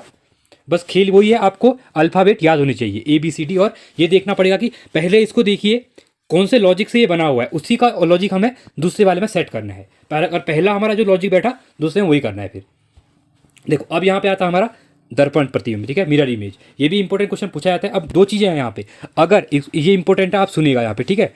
अगर यहाँ पे आपको दिया हुआ है आपका, ठीक है, इसका आंसर ये था। देखो अगर वाटर इमेज दिया है, ठीक है, अगर यहाँ दर्पण सॉरी वाटर इमेज, अगर जल प्रतिबिंब भी दिया हुआ है, ठीक है, तो वो हमेशा क्या बनेगा, नीचे बनेगा, उसके याद रखना, उल्टा नीचे बनेगा, ठीक है। और अगर दर्पण इमेज दिया है तो वो सामने बनेगा, इसको याद रखिए, यहाँ पे बनेगा, ठीक है। ये इंपॉर्टेंट है। देखो बहुत से स्टूडेंट क्या करते हैं, यहाँ पे कंफ्यूज आते हैं। यहाँ तो वो कर लेते हैं, पर एग्जाम में उनको जल और दर्पण में समझ नहीं आता कि कौन सा कहाँ, उल्टा कर देते हैं। वो जल का सामने बना देते हैं और दर्पण का नीचे बनाते हैं। ऐसा नहीं करना है, दर्पण सामने बनता है, जल का प्रतिबिंब नीचे बनता है, ठीक है। ये इंपॉर्टेंट है, याद रखिए आप। देखो अब यहाँ पे क्या बोला है, दर्पण बोला है ना, दर्पण प्रतिबिंब बोला है, तो दर्पण बनेगा सामने बनेगा। देखो ये हमारी आकृति दी हुई है, ठीक है। अगर यहाँ पे हम मिरर लगाते हैं, ठीक है, देखिए ये इंपॉर्टेंट, अगर एक क्वेश्चन समझ जाएंगे आपको दर्पण में कभी प्रॉब्लम नहीं आएगा, आप इजीली कर। यहाँ पे ये दर्पण लगा हुआ है, ठीक है, ये दर्पण लगा हुआ है। अब जब ये इसको हम दर्पण में देखेंगे तो ये उल्टा दिखेगा, मतलब ये पॉइंट यहाँ पे हो जाएगा, ठीक। ये पॉइंट जब यहाँ पे होएगा तो ये हमारा नीचे की लाइन सेम रहेगी, ठीक है। ये जब इसको हम उल्टा कर रहे हैं यहाँ पे, ठीक है, तो ये क्या, ये यहाँ पे आ गया तो ये ऐसे रह जाएगा, ठीक, ये ऐसे रहेगा, ये ऐसे बन जाएगा। अब खेल क्या है, जो ये वाला है ये ऊपर ही रहेगा यहीं पे, ये चेंज हो जाएगा, ये हमारा उल्टा करने के बाद ऐसे आ जाएगा और ये हमारा यहाँ चले जाएगा। तो यही खेल है, समझना है बस। तो हमारा ये कैसा कहाँ बना वो देखिए, ये यहीं पे रहेगा, जो ये है हमारा ऑप्शन में, ये है सी। देखो जो बिंदु है वो ऊपर रहा, और देखो इसमें क्या है, जो लाइन थी ये नीचे यहीं पे रहेंगी, ये इसने यहाँ डाल दी तो ये गलत हो गया, इसमें तो बिंदी है नहीं, गलत हो गया। ये देखो इसने भी अंदर डाल दी, ये नहीं, ये यहीं पे रहेंगी चीज़ें, ठीक है। तो आंसर सी इसका सही हो जाएगा, ठीक है। 27 में कागज मोड़ने वाला भी क्वेश्चन आता है, ठीक है, ये भी इंपॉर्टेंट होता है। कागज को फोल्ड करने के बाद दिखाएगा कि कितनी आकृति का। देखो पहले ये प्रश्न आकृति है, दो सिंपल, इसको फोल्ड किया है 2 में, फिर इसके 4 बना के इस टाइप का फिगर है। अगर ये कह रहा है कि उत्तराकृति, जब इसको हम पूरा खोलेंगे, ठीक है, तो ये कैसा बनेगा, ये जो होंगे ये चारों कोनों, तीनों कोनों पे होंगे, तीनों कोनों पे, मतलब ये ऊपर यहाँ भी होगा, ये यहाँ भी होगा, ऐसे ये यहाँ भी होगा, ये यहाँ भी होगा, साथ में ये जो बीच के होंगे ये मिल जाएंगे, ये ऐसे हो जाएगा, ये ऐसे हो जाएगा, ये ऐसे हो जाएगा। तो इसका कौन सा बनेगा, इस टाइप का दिख रहा है। देखो ये तो बनेगा नहीं, किनारों में तो आएंगे नहीं, पहले गलत हो गया है। ये बीच वाले ऊपर आएंगे, ये है नहीं, ये भी गलत हो गया है, ये तो बनेंगे नहीं। अब देखो इसमें ऊपर भी बन रहे थे ना ये वाले, तो ये वाले जो थे ये यहाँ फोल्ड होगा तो यहाँ भी आ जाएगा, ठीक है, ये ऊपर जाके यहाँ भी आ जाएगा, तो इसका बी सही हो जाएगा, ठीक है। चलो अगला देखते हैं। अगला क्वेश्चन दिया हुआ है 28वां क्वेश्चन, ठीक है। उत्तर आकृतियों में से वह आकृति ज्ञात कीजिए जो प्रश्न आकृति में प्रश्न चिन्ह का स्थान लेगी, ठीक है। अब देखो यहाँ पे क्या करना है, जैसे ये फिगर दिया है, ये फिगर बना हुआ है, ठीक है, सेम वे इस फिगर से ये फिगर बनेगा, ये वाला। देखो यहाँ पे क्या था, ये दिया था आपका त्रिभुज, यहाँ पे 2 ये ब्लैंक थे, मतलब सॉरी ये पूरा, ठीक है, इसमें लाइन थी, ब्लैक था। इसको जब इसने 90 डिग्री घुमाया, मतलब यहाँ घुमाया 90 डिग्री ऐसे, ठीक है, तो इसकी पोजीशन क्या हो गई, ये वाला पॉइंट है, इसको ABCD लिख लो, ठीक है, AB ये वाला, C ये वाला। तो ये क्या हो गया, A यहाँ पे आ गया, B ऊपर चले गया, C यहाँ पे आ गया, ठीक है। सेम वे अब देखिए ये जो है ये A कभी भी आप नंबर डाल दीजिए ABCD, उससे आसान होता है, ठीक है, BC। अब इसको हम 90 जब घुमाते हैं, ठीक है, 90 डिग्री हम जब घुमाएंगे, कहाँ पे, कहाँ कैसे घुमाएंगे, दक्षिणावर्त, मतलब ऐसे घुमाएंगे। वामावर्त और दक्षिणावर्त पता होगा आपको, ठीक है, क्लॉकवाइज और एंटी क्लॉकवाइज जो होता है। देखो इसको हमने जब क्लॉकवाइज घुमाया तो ये यहाँ पे आ जाएगा, समझ में आया आपका, ये ऐसे बन जाएगा, ये इस टाइप से बन जाएगा, ठीक है। उसके बाद B है, B चले जाएगा ऊपर, C आ जाएगा यहाँ पे, ठीक है। अब देखिए इसके जो ये थे, ये B और C के बीच में थे, तो ये हो जाएंगे आपके ऊपर, एक यहाँ पे हो जाएगा, एक यहाँ पे, नीचे ये वाला ब्लैंक रहेगा, ठीक है। तो देखिए ऊपर आकृति, उत्तर आकृति में दिखाता हूँ मैं आपको कौन सा बना है, ये वाला बना है, ठीक है। देखिए ऊपर वहाँ था ना, मैंने ये छोड़ा, तो आंसर क्या हो जाएगा, B। अब देखो यहाँ पे एक चीज़ कंफ्यूजन मत होना, ए का A अलग दिया है, B का D दिया है, मतलब D इसके बारे में B बोला है ना, तो आप B में यहाँ पे क्लिक नहीं करेंगे, B मतलब D वाला ऑप्शन सही होगा। ये बहुत कंफ्यूज करता है, इसको इंपॉर्टेंट याद रखिएगा। वो ये क्वेश्चन B का D था, पर यहाँ पे B आंसर है, तो हमारा D कहाँ पे है, B में है, तो आप ये याद रखिएगा, इसका आंसर ये वाला बनेगा। कौन सा बनेगा, तो ये बनेगा आपका ऑप्शन नंबर D, मतलब B वाला। 29वां क्वेश्चन है, कौन सी उत्तर आकृति प्रश्न आकृति के प्रतिरूप को पूरा करेगी, ठीक है। यहाँ पे कुछ नहीं है, आपको सिंपल एक लॉजिक लगाना है। जैसे ये वाला फिगर बना है, ये वाला बना हुआ है, ये वाला बना हुआ है, सेम वे इसको आप यहीं पे पेन से ड्रॉ कर लीजिए, तो आपका आसान होता है, क्योंकि ऑनलाइन एग्जाम तो होता नहीं है, यूके ट्रिपल एससी के जो भी होते हैं ऑफलाइन होते हैं, तो आपका ऑप्शन है, तो आप फिगर में यहीं पे बना लीजिए। देखो पहले अंदर का ये वाला हो जाएगा, ठीक, उसके बाद छोटा वाला आपका ये वन लाइन मिल जाएगी, फिर यहाँ पे ये लाइन मिल जाएगी, फिर यहाँ पे ये लाइन मिल जाएगी, ठीक है। और यहाँ पे इसने क्या बनाया है, बीच में ऐसे डॉटेड टाइप बनाया है, ये लाइन जब आएगी तो ये पूरी लाइन यहाँ चली जाएगी, ठीक है। ये आप देख सकते हैं, ये लाइन नीचे आ जाएगी पूरी, यहाँ पे ब्लैंक हो जाएगा। ऐसा कोई फिगर दिख रहा है, ये तो है नहीं, क्योंकि ये उल्टा बन रहा है, ठीक है, ये है नहीं, यहाँ पे ऐसा कुछ टाइप फिगर बन नहीं रहा है, ये फिगर भी कुछ बन नहीं रहा है, यहाँ पे लाइन है नहीं ऐसी, ये ओनली यहाँ पे देखो हमने सेम ये बनाया हुआ है, ये वाला देखिए और ये देखिए, ठीक है। तो आंसर 20 का क्या हो जाएगा, राइट हो जाएगा। आई होप आपको वीडियो समझ में आ रही होगी, टेक्स्ट आप अपने देख रहे होंगे किस टाइप क्वेश्चन बनते हैं। अगर आप ऐसे प्रैक्टिस करेंगे तो एग्जाम में आपको अपने आप को कंफर्ट करेंगे, और मैं आपको आसान भाषा में समझाने का क्या कर रहे हैं, यहाँ पे टोटल पूरा ही वो कर रहे हैं, ठीक है, ठीक है। अगला देखिए 30वां क्वेश्चन, ठीक है, ये है आपका फिगर काउंटिंग। आपने देखा होगा फिगर काउंटिंग का क्वेश्चन हमेशा एग्जाम में रहता है उत्तराखंड के, आप कोई भी एग्जाम ले लीजिए वहाँ पे फिगर काउंटिंग होगा। अब देखो यहाँ पे इसको समझाना बहुत डिफिकल्ट है, क्योंकि आपको हौच पौच हो जाएगा, तो समझ में आएगा नहीं, ठीक है। सिंपली इसको मैं एक वीडियो बना के समझा दूंगा, कैसे आयत, वर्ग कितने हैं, त्रिभुज कितने हैं, ठीक है। ये इंपॉर्टेंट क्वेश्चन पूछा जाता है, इसको आप अगर याद करेंगे तो समझ में आएगा नहीं। अभी देखिए एक, ये क्या है, वर्ग है, आयत है, ठीक है, क्योंकि ये अलग अलग, ये लाइन अलग है, ये अलग, ये अलग आयत है, तो कितने आयत बन रहे हैं, 1 2 3 4 5 6, 6 बन रहे हैं, इनका डबल 12 हो जाएंगे। उसके बाद भी इसमें और भी त्रिभुज बनने वाले, जैसे देखो एक त्रिभुज ये पूरा बना, सॉरी आयत बना, एक आयत पूरा ये बना, ठीक है, एक आयत पूरा ये बना, नीचे ऊपर नीचे ये वाला, एक पूरा ये बना, एक पूरा ये बना, और ऐसे ये 3, ये वाला भी बना, ये वाला, ठीक है, ये वाला भी बना, तो ये टोटल बनेंगे आपके 18। इसको मैं वीडियो में समझा दूंगा आपको आसानी से, ठीक है। 30वां क्वेश्चन, फाइल एक्सटेंशन को फाइल के मुख्य रूप से द्वारा पृथक किया जाता है पर कोई स्पेस नहीं दिया जाता, ठीक है। जब फाइल एक्सटेंशन होती है, जो फाइल के मुख्य नाम पे, ठीक है, जो मुख्य नाम होता है फाइल का, किससे अलग किया जाता है उसको, कि कोई स्पेस नहीं, क्योंकि पर कोई स्पेस नहीं दिया जाता है उसमें, ठीक है।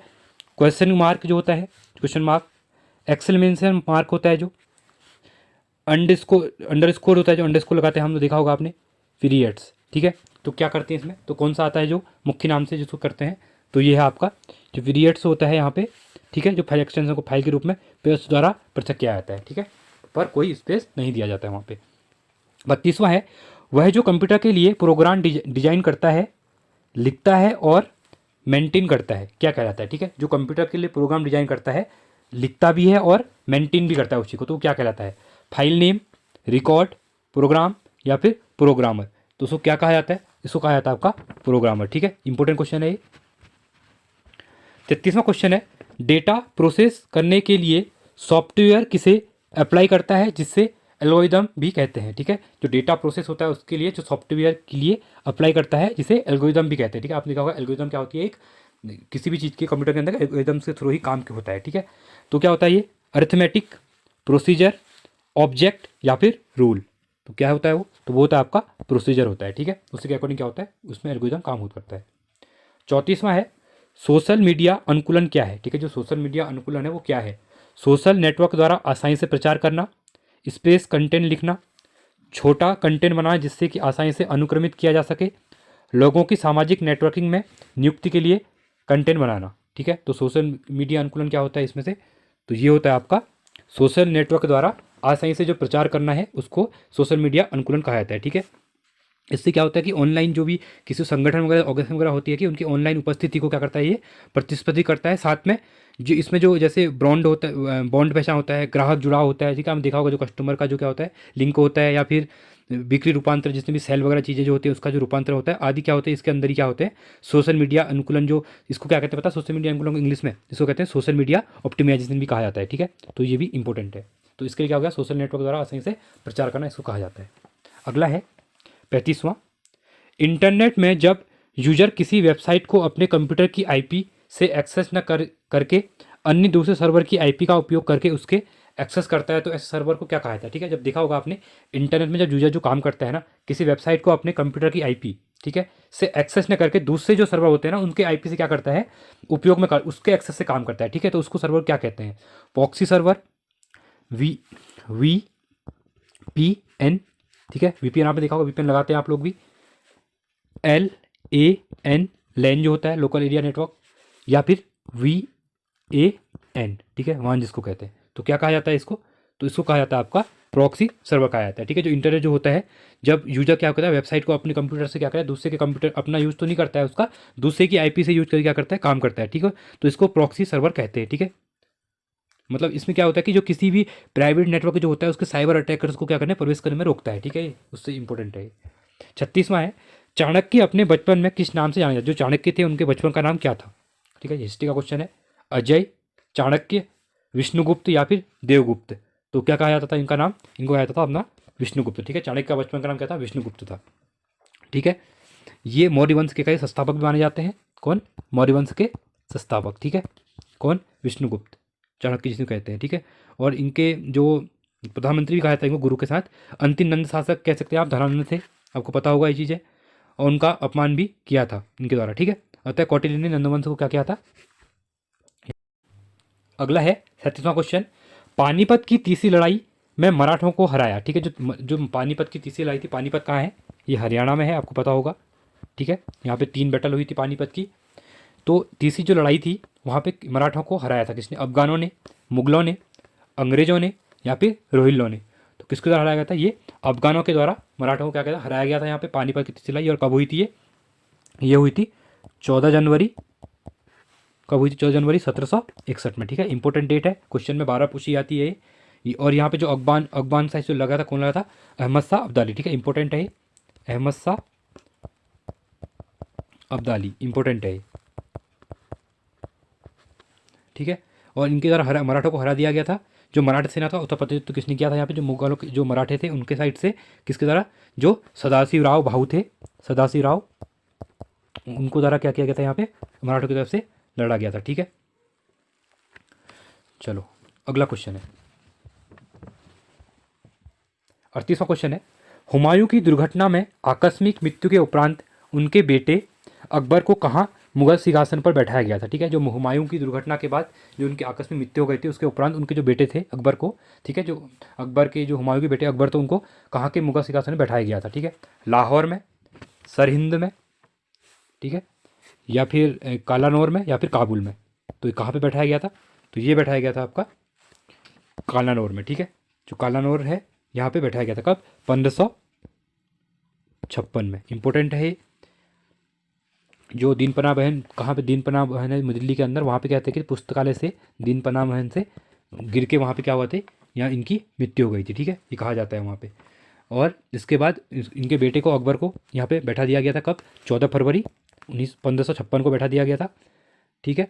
और ये कालानौर कहाँ पे पड़ता है, ये आपका पंजाब में पड़ता है, काफ़ी इंपॉर्टेंट है, ये पंजाब में है। और साथ में मुगल सिंहासन में बैठा दिया गया था। अगला क्वेश्चन है, अमृतसर से जलियांवाला बाग कुख्यात जनसंहार किस दिन घटित किया। जो अमृतसर में जलियांवाला बाग हत्याकांड हुआ था वो कौन सी डेट को हुआ था, ठीक है।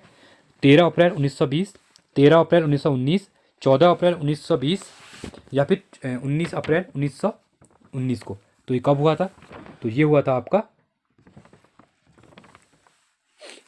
13 अप्रैल 1919 को, ठीक है। इंपॉर्टेंट है, ये पूछा जाता है हमेशा। जो अमृतसर, ये कहाँ पे, अमृतसर में है, लिखा हुआ है यहाँ पे।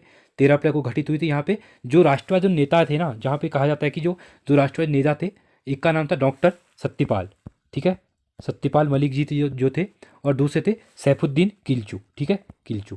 तो उन दोनों को क्या है कि उनकी रिहाई के लिए, ठीक है, तो यहाँ पे विरोध, जो गिरफ्तारी के विरोध में शांतिपूर्वक बैठक हुए थे और निहत्थे लोग थे, तो इनके ऊपर जनरल डायर थे, ठीक है, तो उनके द्वारा क्या किया गया था, यहाँ पे गोलियां चला गई थी और बहुत से लोग क्या गए थे, यहाँ पे मर गए थे। बहुत से लोगों ने क्या किया, यहाँ पे जो वहाँ पे कुआं, पानी का कुआं था, वहाँ पर भी कूद गए थे, ठीक है। ये भी इंपॉर्टेंट है।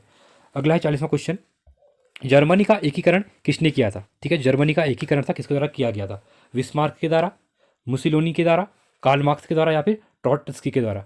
तो किसके द्वारा किया गया था? ये किया गया था बिस्मार्क के द्वारा, ठीक है। और ये इंपॉर्टेंट क्वेश्चन है, भारत का जो एकीकरण किया गया था, कहा जाता है, तो भारत का बिस्मार्क किसको कहा जाता है? सरदार वल्लभ भाई पटेल को कहा जाता है, ठीक है। इनके द्वारा ही भारत को क्या किया गया, जो जितने भी राजा महाराजा थे यहाँ पे शासन, उनको क्या कहता, मिला लिया गया था, ठीक है। तो जर्मनी का एकीकरण बिस्मार्क द्वारा किया गया था, ठीक है। बिस्मार्क के जो प्रशासक, ठीक है, जर्मनी जिसको कहते हैं, प्रशासक के क्या थे? प्रशासक विलियम प्रथम का राष्ट्रपति था भी था, ठीक है, वो राष्ट्रपति थे भी थे वहाँ के। और जर्मनी के ही क्या थे, शक्तिशाली राज्य प्रसा था। जर्मनी का जो राज्य था प्रसा, उसका भी क्या था, ये बहुत राज्य था एक प्रसा। 41वां क्वेश्चन है, सूर्य की ऊर्जा उत्पन्न होती है, ठीक है, जो सूर्य की ऊर्जा कहाँ से उत्पन्न होती है? नाभिक के विखंडन के द्वारा, आयनीकरण के द्वारा, नाभिकीय संलयन के द्वारा, या फिर ऑक्सीकरण के द्वारा, ठीक है। तो ये किसके द्वारा होती है? ये होती है आपके नाभिकीय संलयन के द्वारा, ठीक है। इंपॉर्टेंट क्वेश्चन है, क्वेश्चन पूछते हैं बहुत बार कि जो सूर्य की ऊर्जा उत्पन्न होती है किससे होती है? नाभिकीय संलयन के द्वारा, ठीक है।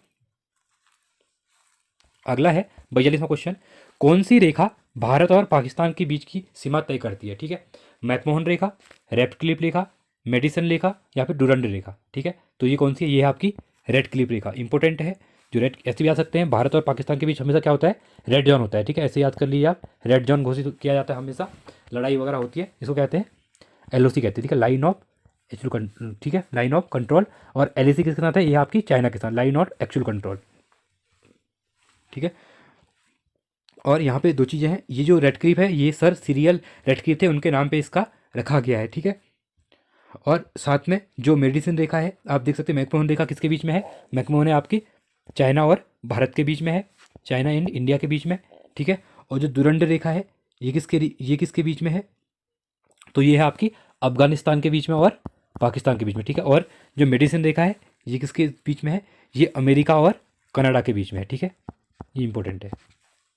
चलो अगला क्वेश्चन है 43वां क्वेश्चन, पृथ्वी के लिए ऊर्जा का मुख्य स्रोत क्या है? ठीक है, जो पृथ्वी है उसके लिए ऊर्जा का मुख्य स्रोत क्या है? सूर्य है, चंद्रमा है, अग्नि है, या फिर महासागर है, ठीक है। कौन सा है आपको पता है? ये सूर्य से ही हम क्या करते हैं, पृथ्वी पे क्या करते हैं, ऊर्जा वगैरह लेते हैं, ठीक है जी। उस ऊर्जा का, पृथ्वी का जो ऊर्जा का स्रोत, मुख्य स्रोत क्या है? यह सूर्य है।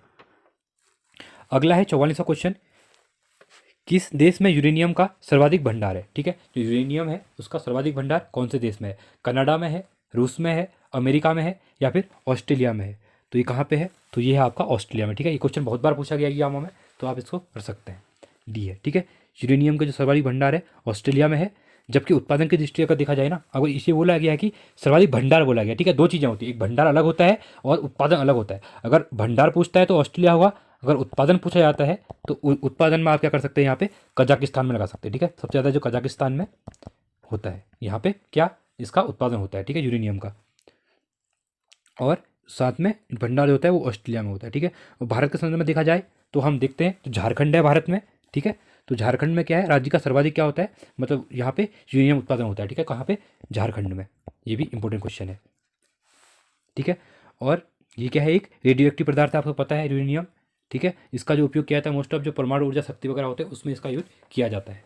45वां क्वेश्चन है, किस वर्ष यूनेस्को ने जयमंडल आरक्षित क्षेत्र कार्यक्रम की शुरुआत की थी? ठीक है, जो यूनेस्को है, यूनेस्को यूनाइटेड, एक ऑर्गेनाइजेशन यूनाइटेड नेशन की, यहाँ पे क्या है, इसके द्वारा जयमंडल आरक्षित क्षेत्र जो कार्यक्रम शुरू किया था, कब किया गया था? 1971, 1975, 1989, या फिर 1995 में? तो ये कब किया गया था? तो ये किया गया था 1971 में, ठीक है। इंपॉर्टेंट क्वेश्चन है, यूनेस्को के द्वारा यहाँ पे शुरुआत की गई थी। और टोटल भारत के जो अभी करंट में देखा जाए तो 18 बायोस्फीयर रिजर्व जो है वो इसके अंदर है, ठीक है, यूनेस्को के अंदर। अगला है 46वां क्वेश्चन, भारतीय संविधान सभा के प्रथम दिन के अधिवेशन की अध्यक्षता इन्होंने की थी, ठीक है। किसके द्वारा? जो भारतीय संविधान की सभा के प्रथम द्वीप का जो अधिवेशन था, इसकी अध्यक्षता की गई थी। Rajendra Prasad, Pandit Jawaharlal Nehru, doctor B R Ambedkar, doctor Sachchidananda Sinha, ठीक है। तो किसके द्वारा की गई थी? तो ये की गई थी आपका डॉक्टर सचिदानंद सिन्हा के द्वारा। और ये पहला अधिवेशन कब हुआ था? ये हुआ था आपका 9 दिसंबर 1946 को, ठीक है। ये इंपॉर्टेंट क्वेश्चन है, डेट पूछा जाता है बहुत बार। और एक बैठक नई दिल्ली में हुई थी, कहाँ पे? काउंसिल ऑफ चैम्बर्स में, ठीक है। जहाँ पे क्या है, पुस्तकालय भवन भी हुई थी, ठीक है। पुस्तकालय भवन था वहाँ पे इसकी हुई थी।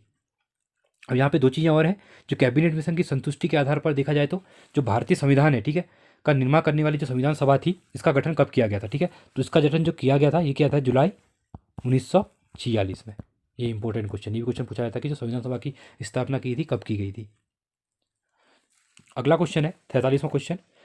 उच्चतम न्यायालय के न्यायाधीश सेवानिवृत्त होते हैं। जो एज होती है, जो सेवानिवृत्ति, जो रिटायरमेंट एज होती है उच्चतम न्यायालय की, जो सुप्रीम कोर्ट के, उनकी क्या होती है, ठीक है। यहाँ पे एक उच्च न्यायालय होता है, एक उच्चतम न्यायालय होता है, ठीक है। उच्च न्यायालय हाईकोर्ट को कहा जाता है और उच्चतम न्यायालय यहाँ पे हाईकोर्ट सुप्रीम को कहा जाता है। तो इसकी जो सेवानिवृत्ति की एज होती है न्यायाधीश कितनी होती है? 58 वर्ष होती है, 70 वर्ष होती है, 62 वर्ष होती है, या फिर 65 वर्ष होती है, ठीक है। तो ये होती है, इनकी एज कितनी होती है? ये होती है आपकी 65 वर्ष होती है, ठीक है। अगला क्वेश्चन है 48वां क्वेश्चन।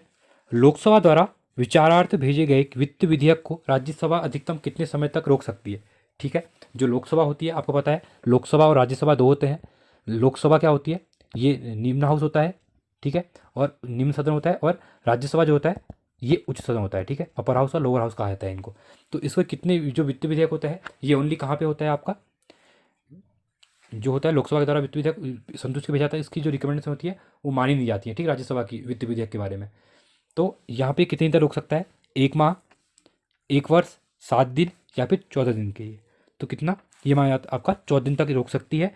तो लोकसभा द्वारा भेजा गया जो वित्त विधेयक होता है, जिसका जो आर्टिकल होता है, आर्टिकल पूछ सकता है, इंपॉर्टेंट है, ठीक है। जो मनी के रिलेटेड आर्टिकल है, ये आपका 110 आर्टिकल, अनुच्छेद 110 इंपॉर्टेंट है, इसको याद रखिएगा। और जो राज्यसभा होती है, इसको 14 दिन तक इसको क्या कर सकती है? रोक सकती है, ठीक है। और जो धन विधेयकों में क्या होता है, इसके अतिरिक्त जितने वित्त विधेयक होते हैं ना, उसमें क्या होता है, राज्यसभा की शक्ति सामान्य विधियों की भांति होती है, ठीक है। बाकी जो और विधेयक होते हैं उसमें दोनों की सेम पावर होती है, बट इसके पावर, इसके केस में जो मनी बिल होता है, इसके केस में इनकी जो पावर होती है वो नहीं, सेम नहीं होती है। 49वां क्वेश्चन है, संयुक्त राष्ट्र मानवाधिकार परिषद की स्थापना कब हुई थी, ठीक है। जो संयुक्त राष्ट्र मानवाधिकार आयोग परिषद है, उसकी स्थापना कब हुई थी? जून 2006, जुलाई 2006, अगस्त 2006, या सितंबर 2006, ठीक है। तो कब हुई थी इसकी स्थापना? ये हुई थी आपकी जून 2006 में, ठीक है। जो संयुक्त राष्ट्र, जो राष्ट्र मानवाधिकार परिषद है, इसकी स्थापना आपको पता हो गया है। ये किसके पार्ट है? ये जो यूनाइटेड नेशन एचआर, इसको, इसकी जो शॉर्ट फॉर्म होती है, ये क्वेश्चन पूछा है, United nation human rights commission भी बोलते हैं, ठीक है, UNHRC। ये भी इंपॉर्टेंट है, इसको याद रखिएगा। कभी क्या होता है, इसका नाम फुल फॉर्म पूछ लिया जाता है, ठीक है। ये होता है, इसके द्वारा क्या होता था कि इसका जो कार्यकाल होता है वो 3 साल, इसके जो सदस्य होते हैं, इसका कार्यकाल अगर टेन्योर पूछता है तो कितना होता है? 3 ईयर होता है, ठीक है। इंपॉर्टेंट है ये, इसके जो मेंबर होते हैं उसका। अगला क्वेश्चन है 50वां क्वेश्चन। दक्षिण एशियाई क्षेत्रीय सहयोग संघ का मुख्यालय कहाँ है, ठीक है। जो दक्षिण एशियाई क्षेत्रीय है, ठीक है, जिसको हम क्या कहते हैं, साउथ एशियन नेशन कहते हैं, सार्क वगैरह, उसका जो मुख्यालय कहाँ पे है? ढाका में, थिम्पू में, काठमांडू में, या फिर नई दिल्ली में, ठीक है। तो ये कहाँ पे है? तो ये है आपका काठमांडू, नेपाल में, ठीक है। इंपॉर्टेंट क्वेश्चन है इसका, कुछ ये पूछते हैं, हमें बहुत बार पूछा गया है कि इसका मुख्यालय कहाँ पे है, ठीक है, जिसको हम सार्क कहते हैं, ठीक है, सार्क, साउथ एशियन नेशन और रीजनल काउंसिल कहा जाता है इसको, साउथ एशियन रीजन, ठीक है। अगला क्वेश्चन है, इसकी स्थापना अगर पूछता है, इसकी स्थापना हुई थी 1985 में, ठीक है। इंपॉर्टेंट क्वेश्चन है। और इसमें टोटल कितने देश हैं? तो ये हैं आपके भारत पाकिस्तान के साथ बांग्लादेश है, नेपाल है, भूटान है, श्रीलंका और मालदीव एवं अफगानिस्तान है। और इसका जो प्रथम शिखर सम्मेलन हुआ था वो भी कहाँ पे हुआ था? यहाँ पे ढाका में हुआ था, ठीक है। और ढाका कहाँ पे है? ये आपका बांग्लादेश में 1985 में हुआ था। 51वां क्वेश्चन है, राष्ट्रीय आय बाजार को प्राय कहा जाता है, ठीक है। जो राष्ट्रीय आय बाजार को प्राय क्या कहा जाता है? बाजार मूल्य पर शुद्ध घरेलू उत्पाद, साधन लागत पर शुद्ध राष्ट्रीय उत्पाद, बाजार मूल्य पर शुद्ध राष्ट्रीय उत्पाद, साधन लागत पर शुद्ध राष्ट्रीय उत्पाद, ठीक है। तो क्या कहा जाता है? जिसको कहा जाता है साधन लागत पर शुद्ध राष्ट्रीय उत्पाद, ठीक है। आपने देखा होगा जो NNP होता है, आपने देखा होगा शुद्ध राष्ट्रीय उत्पाद को ही राष्ट्रीय आय भी कहते हैं, ठीक है। इसको राष्ट्रीय आय भी कहा जाता है। और राष्ट्रीय आय अथवा साधन लागत पर शुद्ध राष्ट्रीय उत्पाद, मजदूरी, जैसे मजदूरी होती है, लागत होता है, या फिर जो ब्याज होता है, ठीक है, उसके ऊपर लाभ के रूप में जो उत्पादन होता है उस साधनों को दिया जाने वाले भुगतानों को बताती है, ठीक है। तो इसके पीछे जो निबल होता है, ठीक है, NNP आपने देखा होगा, NNP के बारे में सुना होगा, निबल राष्ट्रीय उत्पाद जिसको कहते हैं, निबल राष्ट्रीय उत्पाद जिसको कहा जाता है, उसके ऊपर भी राष्ट्रीय आय का एक संकेतक माना, उसको भी क्या माना जाता है, इसको एनएनपी को राष्ट्रीय संकेतक माना जाता है राष्ट्रीय आय का, ठीक है। और साधन लागत पर जो निवल राष्ट्रीय उत्पाद होता है, आपने देखा होगा एनएनपी का जो क्या होता है, इसमें वास्तविक आय का संकेतन होता है। अब इसका फॉर्मूला भी होता है, हम क्या करेंगे इसके बारे में जो इकोनॉमी के लेक्चर में देख लेंगे। जो राष्ट्रीय आय होती है, नेशनल इनकम होती है, ठीक है, इसको क्या कहा जाता है, लागत, जो टोटल लागत होती है प्लस साथ में मजदूरी, सबसे मिला के बनता है, ठीक है, मजदूरी और साथ में वेतन, वेतन या प्लस ब्याज जो भी होता है, ब्याज हो गया, और साथ में लाभ, ये सभी चीज़ क्या करती हैं, आपकी राष्ट्रीय आय को क्या करते हैं, राष्ट्रीय आय में इंगित किए जाते हैं, ठीक है। इनको 52वां क्वेश्चन है, प्रथम राष्ट्रीय मानव विकास रिपोर्ट जारी की गई थी, ठीक है। जो ह्यूमन राइट्स, जो ह्यूमन क्या है, जो ह्यूमन, अब देखोगा ह्यूमन यूनाइटेड नेशन विकास, ठीक है, यूनाइटेड क्या है, यहाँ पे देख सकते हैं आप, राष्ट्रीय नेशनल ह्यूमन डेवलपमेंट रिपोर्ट जिसको कहते हैं, ठीक है। जो राष्ट्रीय विकास मानव रिपोर्ट है, ये कब की गई थी, जारी की गई थी 2001 में, 2002 में, 2009 में या फिर 2007 में। तो ये कब की गई थी, तो ये की गई थी 2002 में, ठीक है। नेशनल ह्यूमन डेवलपमेंट रिपोर्ट जिसको कहते हैं, इसको क्या कहते हैं, ह्यूमन डेवलपमेंट रिपोर्ट भी कहा जाता है, एसडीआर भी कहा जाता है इसको, ठीक है। ये इम्पोर्ट फेमस है, और ये अप्रैल 2000 क्या है, 2 अप्रैल 2002 के आसपास इसको क्या किया था, जारी किया गया था, ठीक है। ये यूनाइटेड डेवलपमेंट प्रोग्राम जो है, ठीक है, उसके अकॉर्डिंग क्या है, ये उसकी संस्था है, ठीक है, प्रकाश मानव विकास योजना। इसमें 3 चीज़ें देखी जाती हैं, क्या क्या देखा जाता है इसमें, जो मानव विकास के 3 बुनियादी, ये क्वेश्चन पूछता है क्या क्या देखते हैं, ठीक है। इसमें एक देखा जाता है एजुकेशन के बारे में देखा जाता है आपका, हेल्थ के बारे में देखा जाता है आपका, और साथ में जो पर कैपिटा इनकम होती है उसका तीनों का इंगित किया जाता है कि कौन सी कंट्री क्या चल रही, किसका क्या चल रहा है, ठीक है। अगला है आपका 53वां क्वेश्चन, भारत में आयकर को कहा जाता है, ठीक है। जो भारत में जो आयकर होता है उसको क्या कहते हैं, प्रत्यक्ष और समानुपाती, प्रत्यक्ष और प्रगामी, अप्रत्यक्ष और समानुपाती, अप्रत्यक्ष और प्रगामी। तो क्या कहा जाता है, इसको कहा जाता है आपका प्रत्यक्ष और प्रगामी कहा जाता है, ठीक है। भारत में जो आय है, ठीक है, आयकर जो है उसको प्रत्यक्ष और प्रगामी या प्रगतिशील भी कहा जाता है। प्रगतिशील टैक्स दिखा होगा आपने, प्रोग्रेसिव टैक्स भी, वह कर, ये कर जो होता है, ये टैक्स जो होता है, इसमें आय की वृद्धि के होने के साथ साथ क्या होता है, इसमें कर की दर में भी वृद्धि होती है, ठीक है। आय के साथ साथ क्या होता है, कर में भी क्या होता है, वृद्धि होती है, ठीक है। आय में वृद्धि होगी तो कर में भी वृद्धि होगी, ठीक है। आपने देखा होगा अलग अलग स्लैब होती है टैक्स की, उसी अकॉर्डिंग, ठीक है। और इसे प्रगतिशील भी कहा जाता है क्योंकि प्रगतिशील टैक्स है। प्रत्यक्ष कर उसको कहा जाता है, जहाँ आपने देखा होगा जो प्रत्यक्ष कर होता है, जिसमें क्या होता है, आपने जो आरोपित किया था, अर्थात जिसमें बाहर टाला नहीं जा सकता, ठीक है, उसको क्या कहते हैं आपका, यहाँ पे आरोपित भी किया जाता है, ठीक है, उसको भुगतान नहीं कर सकते हैं। 54वां क्वेश्चन है, भुगतान संतुलन में निहित होता है, ठीक है। जो भुगतान संतुलन होता है उसमें क्या निहित होता है, दृश्य व्यापार, अदृश्य व्यापार, ऋण या फिर ये सभी, ठीक है। तो ये जो भुगतान संतुलन होगा उसमें ये तीनों चीज़ें होंगी, और दृश्य व्यापार भी होगा, जो व्यापार दिखता नहीं है, दृश्य और जो व्यापार दिखता है वो भी होगा, और जो ऋण वगैरह होता है, लोन वगैरह होता है, वो भी क्या होता है इसमें दिखाया जाता है, ठीक है। 55वां है, ये क्वेश्चन इंपॉर्टेंट हो सकता है इकोनॉमिक के टर्म्स में, बियर और बुल शब्दों का प्रयोग किस क्षेत्र में होता है, ठीक है। जो बियर तथा बुल ये क्या है, इकोनॉमी की टर्मिनोलॉजी है, ठीक है।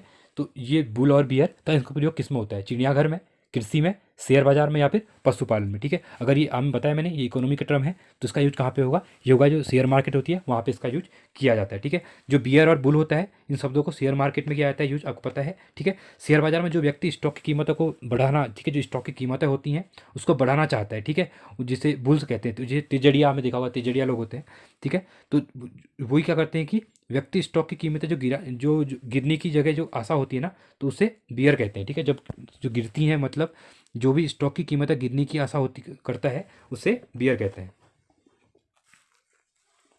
56वां क्वेश्चन, दिसंबर 2023 में तेलंगाना के मुख्यमंत्री के रूप में किसने शपथ ली थी, ठीक है। तो 2023 में अभी देखा होगा आपने इलेक्शन हुए थे, उसमें जो तेलंगाना के मुख्यमंत्री के रूप में किस शपथ ली थी, के रोसैया, रेवंत रेड्डी, कविता राय राव या फिर जगन मोहन रेड्डी, ठीक है।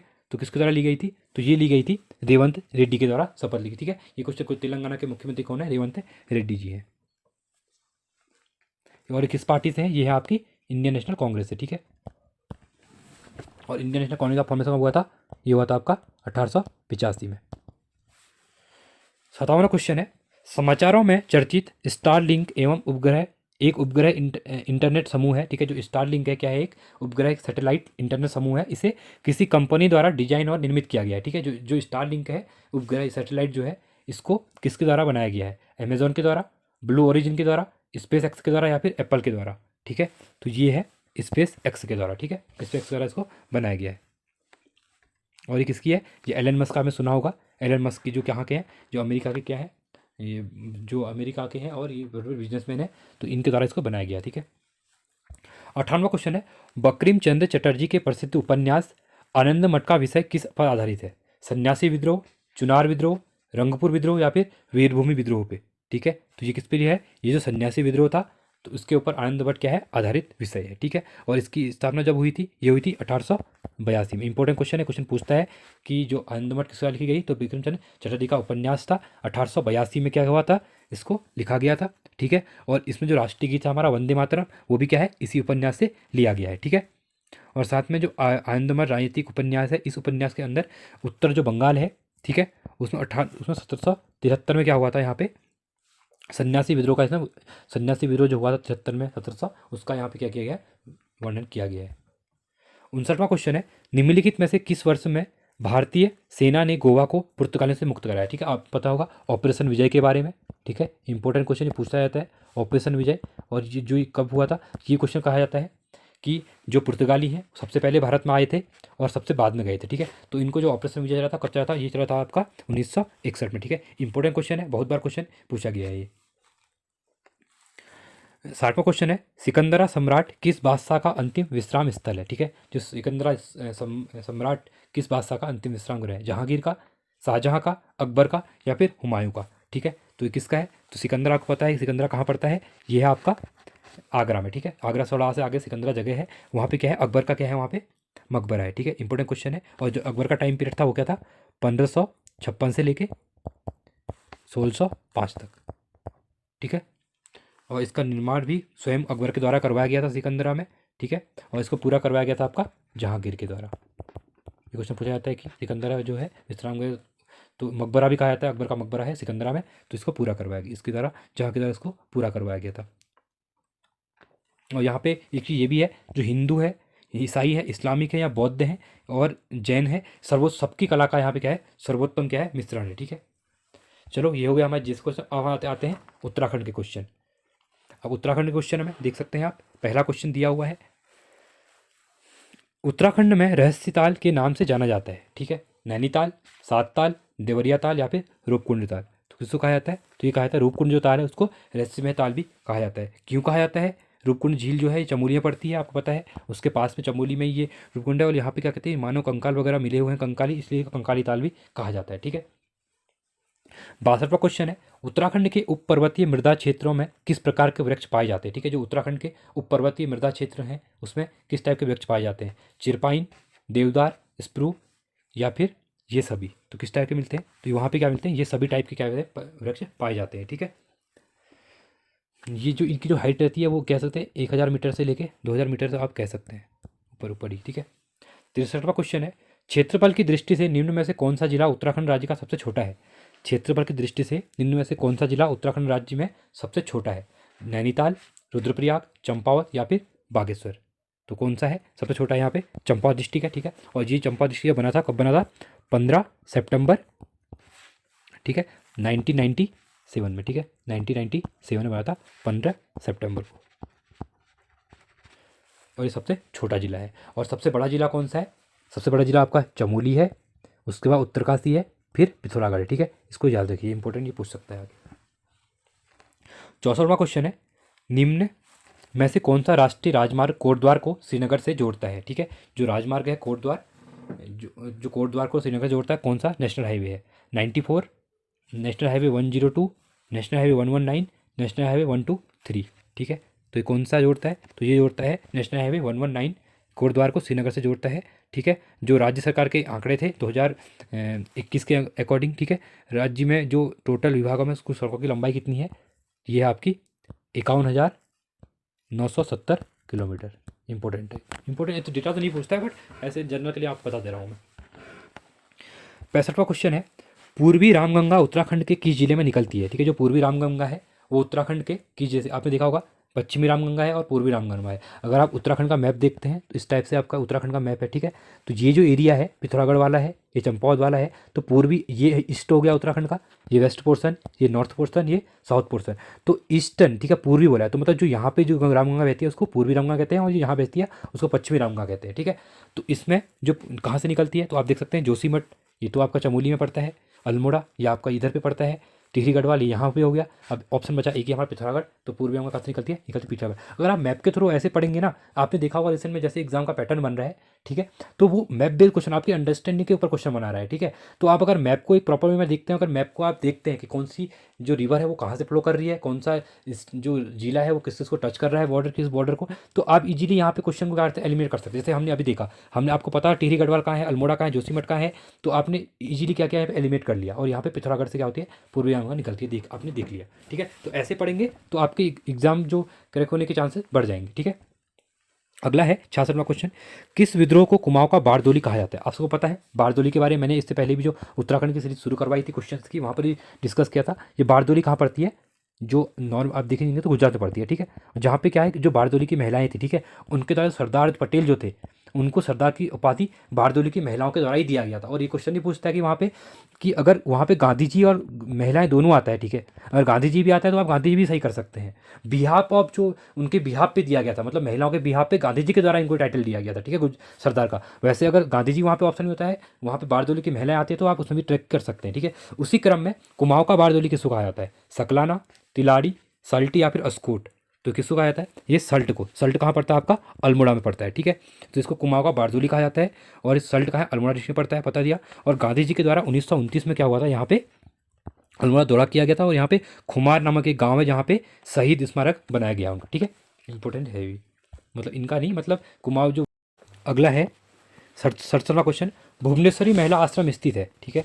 अंजनी सैन टिहरी गढ़वाल, गैंडसैंड चमोली, कपकोट बागेश्वर, या फिर उपरोक्त में से कोई नहीं, ठीक है। तो ये कहाँ पे है, तो ये है आपका अंजनी सैन टिहरी गढ़वाल में, ठीक है। अगला क्वेश्चन है 68वां क्वेश्चन, उत्तराखंड में डोला पालकी आंदोलन के प्रणेता थे, ठीक है। जो उत्तराखंड में डोला पालकी आंदोलन था उसके प्रणेता कौन थे, खुशीराम, बलदेव आर्य, जयानंद भारती, हरिप्रसाद टमता जी। तो कौन थे, तो ये थे आपके जयानंद भारती जी, ठीक है। जो डोला पालकी आंदोलन था, यह आंदोलन 1930 के आसपास हुआ था, ठीक है। इंपॉर्टेंट क्वेश्चन है।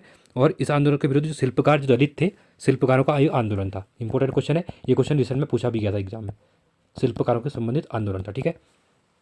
69वां क्वेश्चन है, द्वाराहाट में 9वीं शताब्दी के ध्वज मंदिर में एक अन्य नाम भी जाना जाता है, ठीक है। जो ध्वज मंदिर है द्वाराहाट में, ये इंपॉर्टेंट क्वेश्चन है, तो उसको अन्य नाम क्या है, महामृत्युंजय मंदिर, कटारमल मंदिर, गुजरदेव मंदिर, या फिर कचेरी मंदिर, ठीक है। तो कौन सा है, तो ये है आपका गुजरदेव मंदिर, इसको, ठीक है, ध्वज मंदिर के नाम से जाना जाता है इसको, गुजरदेव मंदिर को। और ये 9वीं शताब्दी में ध्वज मंदिर गुजरदेव मंदिर बनाया गया था। ये प्रसिद्ध मंदिर है यहाँ पे, और गुज्जर राजा जो थे उनके द्वारा इसका निर्माण करवाया गया था। और कहाँ पड़ता है ये पड़ता है आपका अल्मोड़ा डिस्ट्रिक्ट में। 70वां क्वेश्चन है, प्राचीन समय में से निम्न में से कुब्जग्राम के रूप में जाना जाता है, ऋषिकेश, देवप्रयाग, हरिद्वार, या फिर श्रीनगर, ठीक है। तो कौन सा माना जाता, कुब्जग्राम क्या किसको जानते हैं, श्रीनगर को जाना जाते हैं, ठीक है। और इसका जो उल्लेख है वो कहाँ पे है आपका, जो केदारखंड पुराण है उसके अंदर इसका नाम दिया हुआ है। जिसको एक आम के बगीचों के अधिकता के होने के कारण इसका नाम कुब्जग्राम पड़ा था, ठीक है। यहाँ पे क्या था, आम के बगीचे थे, बहुत ज़्यादा बगीचे। 71वां क्वेश्चन है, राम गंगा बांध को किस नाम से जाना जाता है, ठीक है। जो रामगंगा बांध है वो किस नाम से जाना जाता है, गंगा बांध, जिम कॉर्बेट बांध, कालागढ़ बांध, या फिर इनमें से कोई नहीं, ठीक है। तो ये कालागढ़ बांध के नाम से जाना जाता है, ठीक है। जो कहाँ, ये कहाँ पे है, ये पौड़ी जिले में जो कालागढ़ जगह है, ठीक है, पौड़ी जिले में रामगंगा नदी के निर्मित है।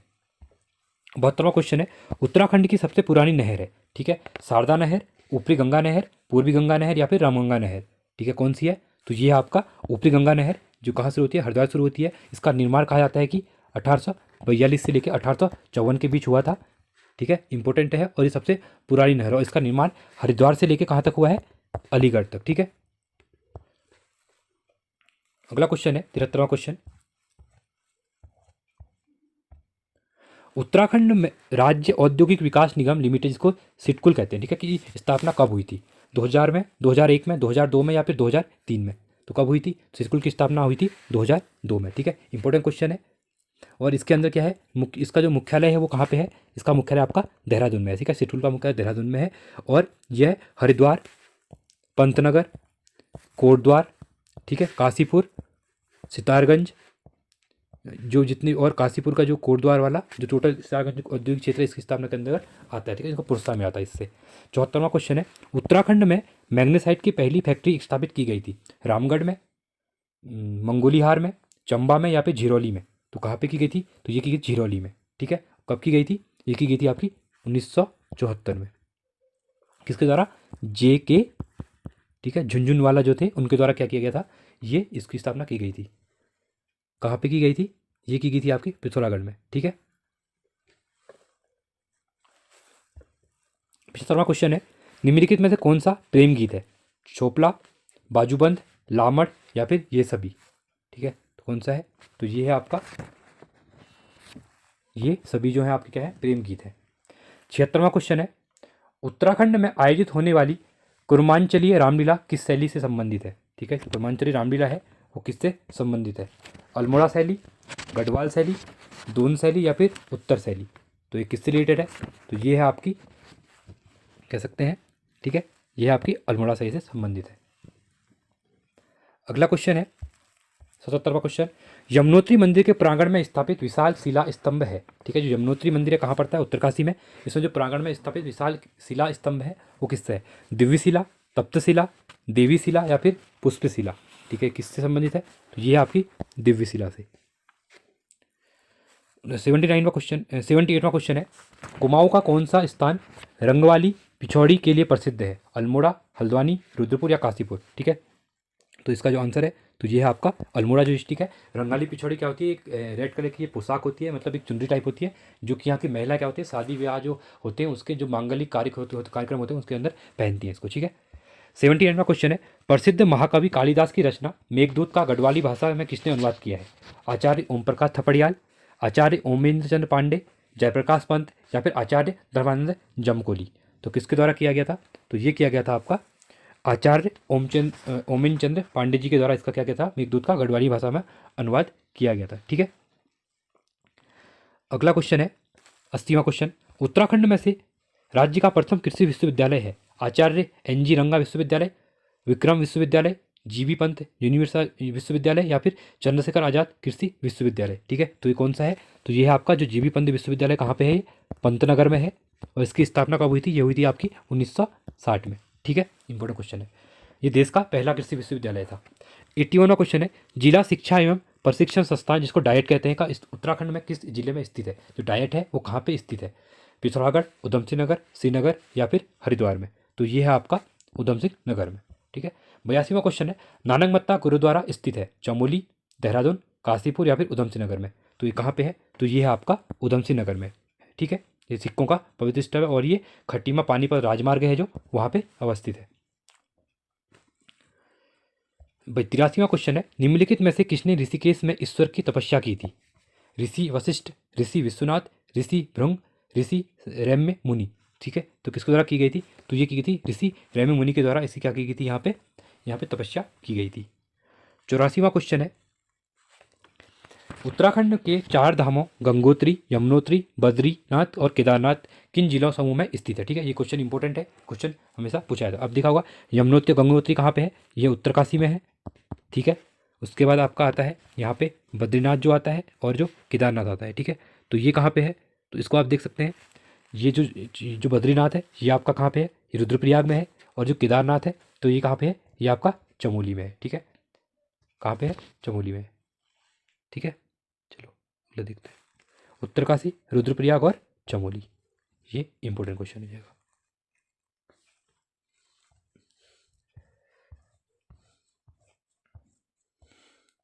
अगला क्वेश्चन है 85वां क्वेश्चन, उत्तराखंड में प्रसिद्ध सूर्य मंदिर कहाँ है? कटारमल, पूर्णागिरी, गंगोत्री, बद्रीनाथ? ठीक है, ये कटारमल, ठीक है, जो अल्मोड़ा में है। काफ़ी इंपॉर्टेंट क्वेश्चन है, ये क्वेश्चन पूछा जाता है एग्जाम में। और ये कत्तूरी शासक जो थे कटारमल के द्वारा 6वीं शताब्दी और 9वीं शताब्दी में इसका कहकर निर्माण किया गया था। 86वां क्वेश्चन है, शंकराचार्य की ज्योतिर्पीठ कहाँ स्थित है? ठीक है, तो शंकराचार्य जी की ज्योतिर्पीठ कहाँ स्थित है? तो ये है आपकी गोपेश्वर में, चमोली में, जोशीमठ में या फिर उत्तरकाशी में? तो ये कहाँ पे है? तो ये है आपका जोशीमठ में, ठीक है। 87वां क्वेश्चन है, ये क्वेश्चन न्यूज़ में इसलिए था अभी क्योंकि देखा होगा आपने जोशीमठ धस रहा था, तो उस टाइम पे भी ये जोशीमठ काफ़ी न्यूज़ में आ गया था।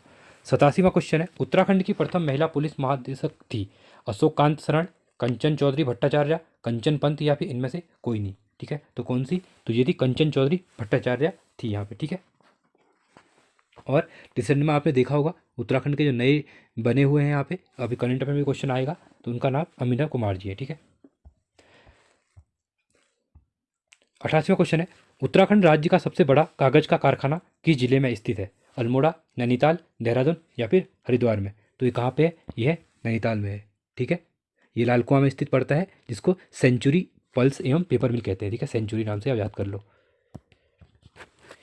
89वां क्वेश्चन है, गलत युग्म का चयन कीजिए। नंदा देवी नेशनल पार्क उत्तरकाशी में है, Jim Corbett national park Nainital में है, Askot wild life sanctuary Pithoragarh में है, Windsor wild life sanctuary Almora में है। ठीक है, तो इसमें से कौन सा गलत है? तो आपका आंसर ये गलत है, नंदा देवी नेशनल पार्क उत्तरकाशी में नहीं है। ठीक है, ये इंपॉर्टेंट है। ये कहाँ पे है आपका? ये आपका चमोली में। अगला क्वेश्चन 90वां क्वेश्चन है, फॉरेस्ट रिपोर्ट 2019 के अनुसार वन क्षेत्रफल प्रतिशत की दृष्टि से सर्वाधिक व सबसे कम प्रतिशत वाले जिले कौन से हैं? सबसे ज़्यादा वन क्षेत्र कौन से डिस्ट्रिक्ट में और सबसे कम कहाँ पे है? ठीक है, पौड़ी गढ़वाल उत्तरकाशी, नैनीताल उधम सिंह नगर, चंपावत अल्मोड़ा, देहरादून व उधम सिंह नगर में। ठीक है, तो कौन सा है? तो सबसे ज़्यादा नैनीताल में है और सबसे कम कहाँ है? उधम सिंह नगर में है। 91वां क्वेश्चन है, अस्कोट वाइल्ड लाइफ सेंचुरी स्थित है उत्तरकाशी, हरिद्वार, पिथौरागढ़ या फिर टिहरी में? ठीक है, तो ये कहाँ पे है? तो ये है आपका अस्कोट वाइल्ड लाइफ सेंचुरी, ये आपका पिथौरागढ़ में। ठीक है, इंपॉर्टेंट क्वेश्चन है और आगे आने वाले एग्जाम के लिए ये क्वेश्चन बन सकते हैं। ठीक है, 92वां क्वेश्चन है, गढ़वाल पेंटिंग्स पुस्तक के रचिता कौन है? ठीक है, जो गढ़वाल पेंटिंग्स पुस्तक है इसके रचिता कौन है? कालू सिंह मेहरा, बद्रिदत्त पांडे, मुकुंदीलाल या फिर गौरा देवी? ठीक है, तो कौन थे? ये थे मुकुंदीलाल जी थे। ठीक है, ये भी इंपॉर्टेंट क्वेश्चन है, बन सकता है आगे एग्जाम में। और इसका जो प्रकाशन हुआ था सर्वप्रथम कब हुआ था? 1968 में हुआ था। ठीक है, 93वां क्वेश्चन है, उत्तराखंड वैष्णवी सुरक्षा योजना किस संबंधित है? ठीक है, ये योजना से रिलेटेड क्वेश्चन है। वैष्णवी जो योजना है किससे रिलेटेड है? नवजात लड़के, नवजात लड़कियां, युवा लड़कियों या फिर बुजुर्ग महिलाएं? ठीक है, तो ये किससे रिलेटेड है? तो ये है जो नवजात लड़कियां हैं उनसे रिलेटेड है वैष्णवी सुरक्षा योजना। ठीक है, 94वां क्वेश्चन है, सीमोर स्वरोजगार योजना किसके लिए है? ठीक है, जो सीएम योजना है वो किससे है? सीएम और स्वरोजगार योजना युवाओं से, सैनिकों से, वृद्धों से या बच्चों से? ठीक है, तो ये है आपका युवाओं से रिलेटेड स्कीम है। ठीक है, इसके अंदर क्या किया गया? जो बंजर जमीन वगैरह लीज पे लेकर 25 किलोवाट के सोलर संयंत्र लगाकर जाने की योजना इसके अंदर रिलेटेड है। 95वां क्वेश्चन है, वर्ष 2011 के अनुसार उत्तराखंड में कुल कार्यशील जनसंख्या कितनी है? 35.01%, 36.75%, 38.39% या फिर 39.20% है? तो कितनी है? तो ये है आपकी 38.39% क्या है? उत्तराखंड में 2011 के जनगणना के अनुसार क्या है? कार्यशील जनसंख्या है। 96वां क्वेश्चन है, उत्तराखंड में अभी तक सड़क सुविधाओं से वंचित गांवों को सड़क मार्ग से जोड़ने के लिए कौन सी योजना शुरू की गई है? नमो ग्राम संपर्क योजना, मुख्यमंत्री ग्राम संपर्क योजना, मुख्यमंत्री ग्राम सड़क योजना, उत्तराखंड ग्राम संपर्क योजना? ठीक है, तो ये कौन सी है? तो ये है आपकी मुख्यमंत्री ग्राम संपर्क योजना है। ठीक है, इंपॉर्टेंट क्वेश्चन है। इसकी जो शुरुआत की गई थी, कैबिनेट की स्वीकृति मिली थी, हुई थी 4 दिसंबर। ठीक है, 4 दिसंबर 2023 को इसको राज्य की सूचना मिली थी। और इसके अंदर ये बोला गया है कि 2035 जो गांव हैं उनको क्या करना है? यहाँ पे सब गाँव को जोड़ना है। 97वां क्वेश्चन है, नवंबर 2023 में उत्तराखंड में चारधाम परियोजना के अंतर्गत निर्माणाधीन सिलक्यारा सुरंग में भूस्खलन हो गया था, वह स्थान किस जनपद में? ठीक है, जो आपको पता है सिलक्यारा टनल काफ़ी नया न्यूज़ में था। दिवाली के पहले दिन से क्या हुआ था यहाँ पे? 41 मजदूर 17 दिन तक फंसे रहे और उनको बहुत सी मुशक्कत के बाद निकाला गया यहाँ पे। तो ये कौन से में? तो ये आपका उत्तरकाशी डिस्ट्रिक्ट में है। ठीक है, इंपॉर्टेंट क्वेश्चन है करंट अफेयर के प्रोस्पेक्टिव में। 12 नवंबर 2023 को क्या हुआ था? लोग यहाँ पे फंस गए थे। ये टनल के अंदर क्या हुआ था? यहाँ पे दसान भूस्खलन हो गया था। 19वां क्वेश्चन है, अशोक कुमार के सेनापति होने के पश्चात कौन थे डीजी थे उत्तराखंड के? उत्तराखंड के पुलिस के नए कार्यवाहक पुलिस महानिदेशक निम्नलिखित में से किसे नियुक्त किया गया है? अभिनव कुमार, अमित सिन्हा, धीराज सिंह गर्ब्याल? तो ये कौन से? अभिनव कुमार जी नए क्या बन गए? यहाँ पे पुलिस महानिदेशक बन गए उत्तराखंड के। 99वां क्वेश्चन है, 38वें राष्ट्रीय खेलों की मेजबानी के लिए नवंबर 2023 में उत्तराखंड को राष्ट्रीय खेल ध्वज मिला है। ये किस वर्ष आयोजित किए जाएंगे? ठीक है, जो 38वें राष्ट्रीय खेल है ये उत्तराखंड में कब होने वाले हैं? तो ये होने वाले हैं 2024 में, इस साल ही ये होने वाले हैं और ये उत्तराखंड का काफ़ी गौरव का पल होगा। ठीक है, 100वां क्वेश्चन है, लास्ट क्वेश्चन रहेगा हमारा, उत्तराखंड में ग्लोबल इन्वेस्टर समिट का आयोजन निम्नलिखित में से किस स्थान पर किया गया? देखा होगा आपने, दिसंबर में क्या हुआ था, 8-9 दिसंबर को यहाँ पे देहरादून के अंदर यहाँ पे ये ग्लोबल इन्वेस्टर समिट हुई थी। ये कहाँ पे हुई थी? IPDL Rishikesh, sports stadium Dehradun, BHEL Haridwar या फिर FRI देहरादून। ठीक है, जो FRI देहरादून है वहाँ पे यहाँ पे ग्लोबल इन्वेस्टमेंट समिट हुई थी और इसमें पूरे वर्ल्ड से क्या कहते हैं इन्वेस्टर्स आए थे और ये काफ़ी बड़ा इवेंट था और यहाँ पे देश के प्रधानमंत्री नरेंद्र मोदी जी के द्वारा भी यहाँ पे उद्घाटन किया गया था इसका।